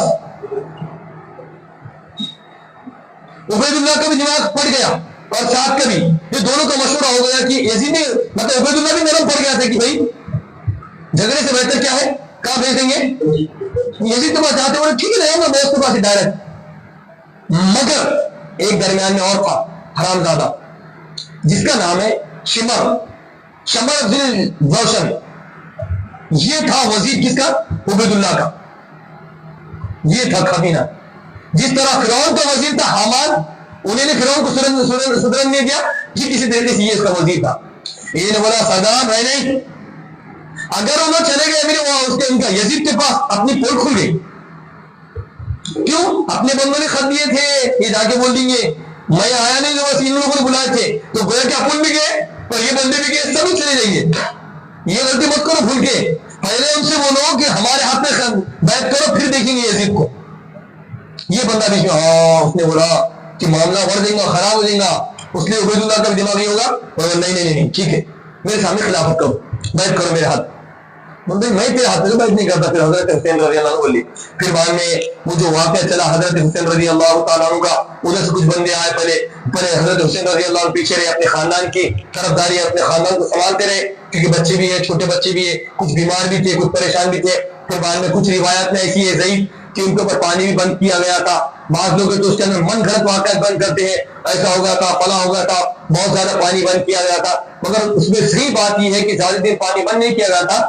کچھ دن بعض روایت میں جو پکی بھی نہیں ہے، کچھ پکی بھی نہیں ہوتی، زیادہ ضعیف درجے میں کہ ان کے اوپر پانی کو بند کیا گیا تھا، جس میں حضرت حسین کو اور ان کے خاندان کو تکلیف ہوئی. بعد میں مسلم بن عقیل نے اور حضرت حسن کے بیٹے نے حضرت حسین کے بیٹوں نے خود جم کر لڑے اور بڑی بہادری سے لڑے. اس لیے کہ بزدل نہیں تھے، جوان تھے اور شیر خدا کے بیٹے تھے. انہوں نے جم کر مقابلہ کیا ہے اور بعد میں سب کے سب شہید ہو گئے. پھر بعد میں حضرت حسین رضی اللہ تعالیٰ عنہ نے ایک چھوٹا بچہ لے کر آیا. فرمایا کہ کمینوں اس بچے کا کیا قصور ہے، اس بچے کو پانی کا خطرہ دے دیجیے، یہ بچہ پانی کے لیے ترس رہا ہے.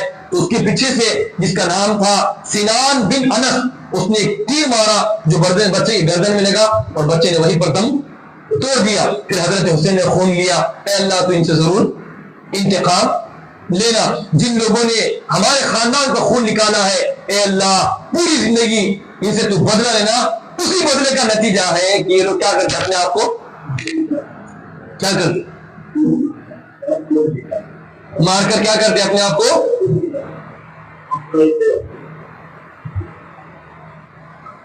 تو پھر بعد میں حضرت حسین رضی اللہ عنہ تنہا بچ گئے تھے.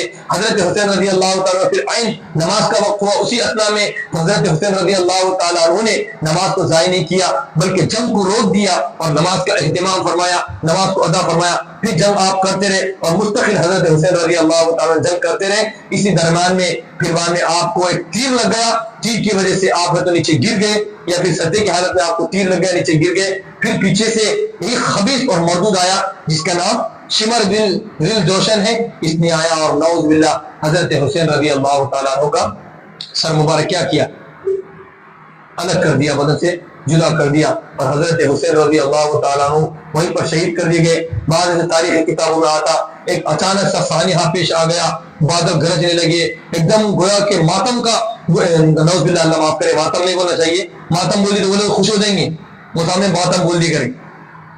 تو گویا کہ قسم کا اللہ کی طرف سے دستور ہوگا, کیونکہ اللہ کے نیک ولی تھے اور خاندان نبوت تھے, اتنا بڑا یعنی آسمان نے بھی رویا اس زمانے جو بھی ہوگا, تو گویا کہ ایک طرح کا تغیر ہوتا. حضرت عثمان حضرت حسین رضی اللہ تعالیٰ عنہ کو بہت ہی بے دردگی سے شہید کیا گیا. پھر بعد میں سر مبارک کو اٹھا کر تو عبید اللہ بن زیاد کے پاس رکھا گیا. عبید اللہ بن زیاد نے جب دیکھا تو اس کے بعد چھڑی تھی, اس چھڑی سے حضرت حسین رضی اللہ عنہ ہوٹ کو حرکت دینے لگا.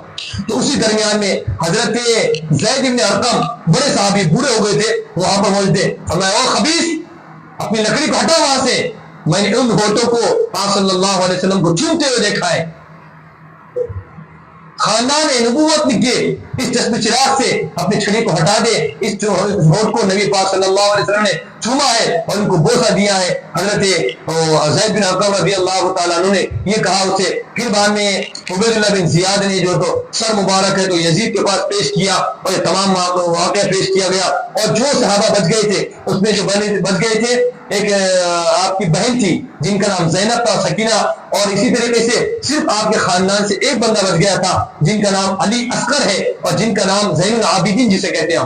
سنیں گے آپ نے, زین العابدین صرف آپ کے خاندان کے ایک پر بچ گئے تھے, وہ بھی گھر کے اندر بیمار تھے, وہ سوئے ہوئے تھے, گھر کے اندر ہونے کی وجہ سے وہ بچ گئے تھے, جس کی برکت سے حضرت فاطمہ رضی اللہ تعالیٰ عنہ کا اور نبی کا خاندان وہاں سے صرف چل رہا ہے. صرف ایک فرد بچا تھا, اس کے علاوہ جتنے تقریباً 29 کے قریب نبی پاک صلی اللہ علیہ وسلم کا خاندان وہاں پر شہید ہو گیا تھا. حضرت حسین رضی اللہ تعالیٰ عنہ نے پوری دنیا کو یہ بتا دیا کہ ہمیشہ جو معاملہ کیا جائے گا وہ حق کے ساتھ کیا جائے, معاملہ جو کیا جائے گا وہ دیانتداری کے ساتھ کیا جائے گا, اچھائی کے ساتھ کیا جائے گا, اور جو حق ہوگا اس کے ساتھ کیا جائے گا, بلکہ جو بدماش ہے ان کی طرفداری اس کے اندر کی نہیں جائیں گی. یہ تمام معاملات وہ ہو رہے ہیں جو عبید اللہ بن زیاد نے کیا تھا. پھر جب تمام معاملات یزید کے سامنے گئے ہیں, جب یزید کے سامنے گئے ہیں تو یزید کا ایک کام تھا. اب تک یزید اچھا تھا, اس سے پہلے جب یزید کب خراب ہوا, اب اس کا ایک کام تھا, یعنی اس کا فسق اور اس کا کمینہ پن کب ظاہر ہوا, جب حضرت حسین کا سر, حضرت حسین رضی اللہ عنہ کا سر یزید کے پاس گیا تو اس کا ایک کام تھا کہ جن لوگوں نے حضرت حسین رضی اللہ عنہ کے ساتھ یہ معاملہ کیا ہے ان کے ساتھ بھی وہ وہی معاملہ کرتا, ان کے ساتھ بھی وہ ان کا سر اڑاتا, ان کو سزا دیتا, ان کو مارتا, ان کو پھانسی دیتا, ان کی جو بھی طریقہ ہوتا ان کا سر اکھاڑ دیتا, یہ تمام معاملات کرتا. مگر اس کمبخت نے اور اس فاسق نے, یزید نے ان کے ساتھ یہ تمام معاملات نہیں کیا, بلکہ صرف ڈانٹ ڈپٹ کی, ارے یہ کیا معاملہ کر دیا تم نے. اور جب یزید کو بیوی کو معلوم ہوا کہ حضرت حسین رضی اللہ تعالیٰ عنہ سے یہ معاملہ ہے, تو یزید بعض میں کتابوں میں کہ یزید کی بیوی خود بھاگ کر آئی, ارے کیا ہوگا, یہ کیا ہوگا, رونا اور پیٹنے لگی, رونے لگی کرتی. تو یزید نے کہا کہ ٹھیک ہے ہم معاملہ تو دیکھ رہا ہوں میں, تم چلے جاؤ اندر. اور یہ یزید کی جو بیوی ہے وہ غالباً حضرت حسین رضی اللہ تعالیٰ عنہ کی ساسو ماں ہے, سوتیلی. وہ حضرت حسین رضی اللہ تعالیٰ عنہ کی بہت قریبی رشتہ دار ہے, بہت قریبی رشتہ دار ہے. کیسے, جو عبداللہ تو گویا کہ وہ قریبی رشتہ دار ہے, انہوں نے جب دیکھا ہے تمام معاملات وہ روتے ہوئے آئے. یزید نے کہا کہ تم چلے جاؤ, میں تمام معاملات کو نپٹتا ہوں. حالانکہ اس نے کہا تھا کہ میں تمام معاملات کو نپٹوں گا, مگر تمام معاملات کو نپٹا نہیں, بلکہ ڈانٹ ڈپٹ کر ان کو بھیج دیا ہے. تو کہنے کا اصل یہ ہے, کہنے کی تاریخ یہ ہے اس کے اندر کہ حضرت حسین رضی اللہ تعالیٰ عنہ کا اس نے یزید نے جو کہا تھا کہ میں ان سے نپٹ لوں گا, اس نے وہ نپٹا نہیں. اور یہ جو اس کی حکومت کے اندر جو کام ہوا ہے, یہ اس کی حکومت کا سب سے بدنما اور سب سے بدترین کام ہوا ہے.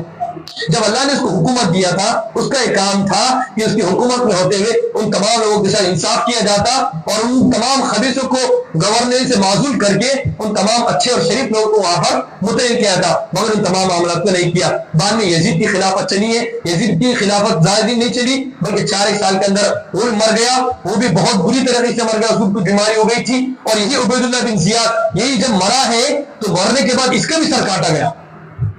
جن جن لوگوں نے حضرت حسین کو شہید کیا وہ بھی لوگ بہت بری طریقے سے مرے، اس کو سر کاٹا گیا اور اسی جگہ اس کا سر لا کر رکھا گیا۔ سر لا کر رکھنے کے بعد یکا یک لوگوں کے درمیان بھگ دوڑ ہوگی، سانپ سانپ سانپ سانپ سانپ سانپ، لوگ ادھر دیکھیں ایک سانپ آیا اور عبید اللہ کی ناک میں گھس گیا، ناک میں سے گھس کر یہاں کھوپڑی میں سے نکل گیا، پھر دوسرے ناک میں گھس گیا، پھر ادھر سے نکلا، پھر یہاں سے گزرا، 3 مرتبہ نکلا بھاگ گیا، نکلا بھاگ گیا۔ ٹھیک اسی طریقے سے جس نے شمر بن جوشن نے اور سنان بن انس نے جو شہید کرنے والے ہیں حسین کو، ان کا بھی سر لایا گیا۔ ٹھیک اسی طریقے سے مختار سقمی کا بھی سر لایا۔ یہ تمام کے تمام معاملات وہ ہوئے ہیں جن لوگوں نے حضرت حسین رضی اللہ تعالیٰ عنہ کو شہید کیا تھا، اللہ تعالیٰ نے بھی ان کا انتقام وہی لیا ہے۔ حضرت حسین رضی اللہ تعالیٰ عنہ کی ان کے ساتھ بد دعائیں ہیں، اے اللہ جو لوگ میرے ساتھ معاملہ کر رہے ہیں تو ان سے ضرور انتقام لے لینا۔ کہنے کا ماحصل یہ ہے کہ حضرت حسین رضی اللہ تعالیٰ عنہ کو دھوکہ دینے والے یہ کوفی حضرات ہیں۔ یزید سے پہلے اگر کسی نے دھوکہ دیا ہے تو کون ہے وہ؟ اور کوفہ کے لوگ کون ہے؟ حضرت کوفہ کے لوگ عبداللہ ابن سبا کے اولاد ہیں، عبداللہ ابن سبا کے ماننے والے ہیں۔ اور عبداللہ ابن سبا کون ہے؟ عبداللہ ابن سبا کون ہے؟ یہودی۔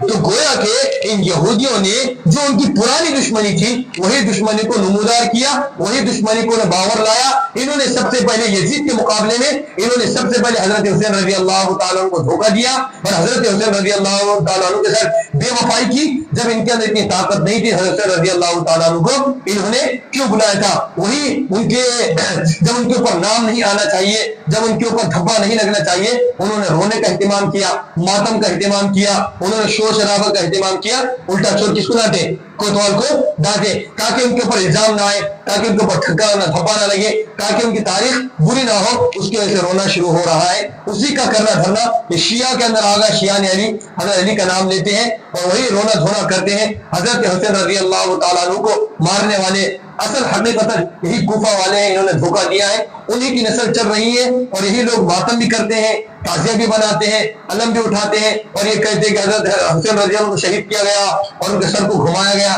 یہ تمام روایتیں جھوٹی اور من گھڑت ہیں، بہت سی روایت اس کے اندر من گھڑت ہیں، صحابہ کرام کے تعلق سے من گھڑت ہے، کسی صحابی نے ساتھ نہیں دیا اور تمام صحابہ نے دھوکہ دے دیا، امیر معاویہ نے یہ کر دیا، تمام کے تمام روایتیں اس کے اندر بہت زیادہ غلط ہے۔ اس لیے ہم کو چاہیے کہ جو بات حق ہے اس کو بیان کیا جائے۔ حضرت حسین رضی اللہ تعالیٰ عنہ جو نکلے ہیں وہ اس وجہ سے نکلے ہیں کہ آپ ہے تو نقل مکانی کریں، جو گھر ان کا آبا و اجداد کا وہاں پر حضرت علی اور حضرت حسن کا تھا اس کو آپ اختیار کرنے والے تھے۔ آپ نہ بغاوت کے لیے لکھے نہ جہاد کے لیے لکھے۔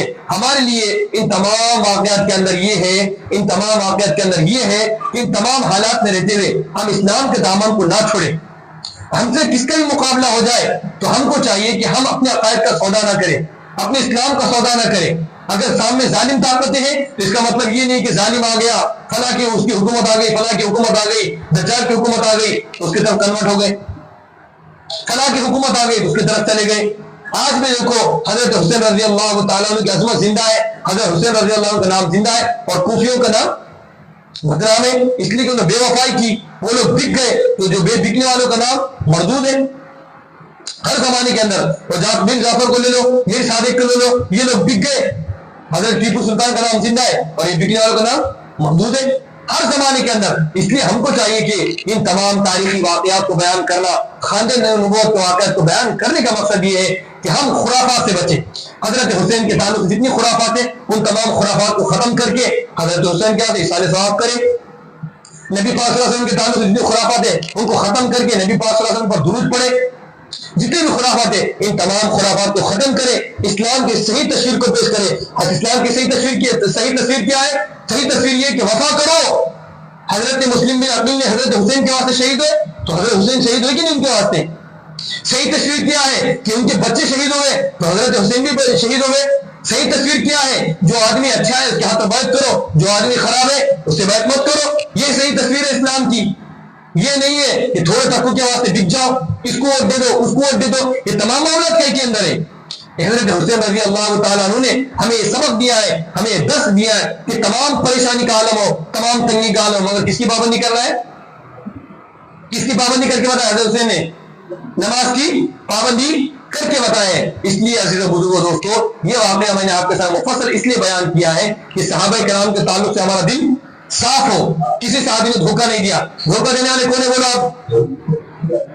دھوکہ دینے والے کون ہیں؟ کوفہ، اور کوفہ کے لوگ کس کے اولاد ہیں؟ یہودیوں کی۔ یہودیوں میں سے کس کی؟ عبداللہ ابن سبا کی، یعنی اس کے ماننے والے اولاد کا ہونے مطلب اس کے ذہن کی پیداوار ہے، ان لوگوں نے ان کی پالیسی کر کے اس کی پیداوار ہے، انہوں نے ان کو دھوکہ دے کر یہ تمام پلان بنایا ہے۔ اللہ تعالیٰ سے دعا ہے کہ اللہ تعالیٰ حضرت حسین رضی اللہ تعالیٰ ہماری طرف سے اور پوری امت مسلمہ کی طرف سے خوب خوب جزائے خیر عطا فرمائے، اور جن لوگوں نے حضرت حسین رضی اللہ تعالیٰ عنہ کو بے دردی سے شہید کیا ہے اور آپ خاندان نبوت کا خون بہا ہے، اللہ تعالیٰ ان سے ضرور انتقام لے۔ اور جو لوگ حضرت حسین رضی اللہ عنہ کا نام لے کر اپنی دکان چلا رہے ہیں، تازیہ بنا رہے ہیں، پیسے جمع کر رہے ہیں، چندہ جمع کر رہے ہیں، پانی کی سبیلیں لگا رہے ہیں، اور حضرت حسین پانی کو تڑپے اور یہ لوگ پانی پی کر عیش کر رہے ہیں، کھانا کھا کر عیش کر رہے ہیں، بے پردگی کر رہے ہیں، عورتوں کے ساتھ گندے حرکتیں کر رہے ہیں، اور عورتوں کو روڈ پر لا رہے ہیں، اور مسلمانوں کے عقائد کو خراب کر رہے ہیں۔ اللہ تعالیٰ ان سے انتقام لے لے، اور اللہ تعالیٰ ان کو نیک سماج عطا فرمائے، اچھی سماج عطا فرمائے، اور حضرت حسین رضی اللہ تعالیٰ عنہ کے کا جو صحیح کردار ہے اس کردار کو زندہ کرنے کی اللہ تعالیٰ ہم سب کو توفیق عطا فرمائے۔ حضرت حسین رضی اللہ عنہ سے محبت کرنا ہمارے ایمان کا حصہ ہے، حضرت حسین سے محبت کرنا نبی سے محبت کرنا ہے، اور نبی سے محبت کرنا اللہ سے محبت کرنا ہے۔ حسین رضی اللہ تعالیٰ عنہ کا عشق صحابہ کا عشق ہے، اور صحابہ کا عشق نبی کا عشق ہے، اور نبی کا عشق اللہ کا عشق ہے۔ حسین رضی اللہ تعالیٰ عنہ میں اور صحابہ میں دشمنی تھی، حضرت حسین میں حضرت امیر معاویہ میں دشمنی تھی، حضرت حسین رضی اللہ تعالیٰ عمر میں دشمنی تھی، حضرت علی میں حضرت ابوبکر میں دشمنی تھی۔ دشمنی ان لوگوں میں ہے آج کی پیداوار میں، اس لیے ان تمام باتوں کو ہمارے سامنے واضح کرنا چاہ رہا ہوں، آپ کے سامنے واضح ہم نے کر دیے ہیں۔ اور موبائل کے اندر جب بھی آپ کے سامنے یہ بات آ جائے کہ حضرت حسین جہاد کے لیے نکلے تھے، آپ بولو یہ غلط ہے۔ جب بھی ہمارے سامنے بات آ جائے کہ حضرت حسین اللہ بغاوت کے لیے نکلے تھے، آپ کو یہ غلط ہے، اس کو تاریخ کا علم نہیں ہے، اس کے سامنے فلا علم نہیں ہے۔ جب بھی یہ کہو کہ حضرت حسین کو شہید کیا اور تو منڈی کو گھمایا گیا، یہ کیا گیا اور ان کے ساتھ یہ کیا، آپ کہو کہ یہ غلط ہے۔ جتنی بھی آپ کے سامنے بات آئیں گی فونوں کے اندر، یہ جو بھی آپ کے سامنے بیان کریں گے، بلکہ حق بات وہ ہے جو احادیث کے اندر ہے، تاریخ کے اندر ہے۔ اللہ سے دعا ہے کہ اللہ تعالیٰ مجھ کو اور آپ کو جو اسلام کی صحیح تصویر ہے، اسلام کا جو صحیح نقشہ ہے قرآن کے اندر، احادیث کے اندر اور علماء کرام کے پاس، مستند علماء کے پاس ہے، اس کو پڑھنے کی، سمجھنے کی اور سمجھانے کی اللہ کریم مجھ کو اور آپ کو توفیق عطا فرمائے۔ اور جو حضرت حسین رضی اللہ تعالیٰ کو لے کر خرافات ہو رہے ہیں، اللہ تعالیٰ اس کو ختم فرمائے۔ وآخر دعوانا ان الحمد للہ رب العالمین۔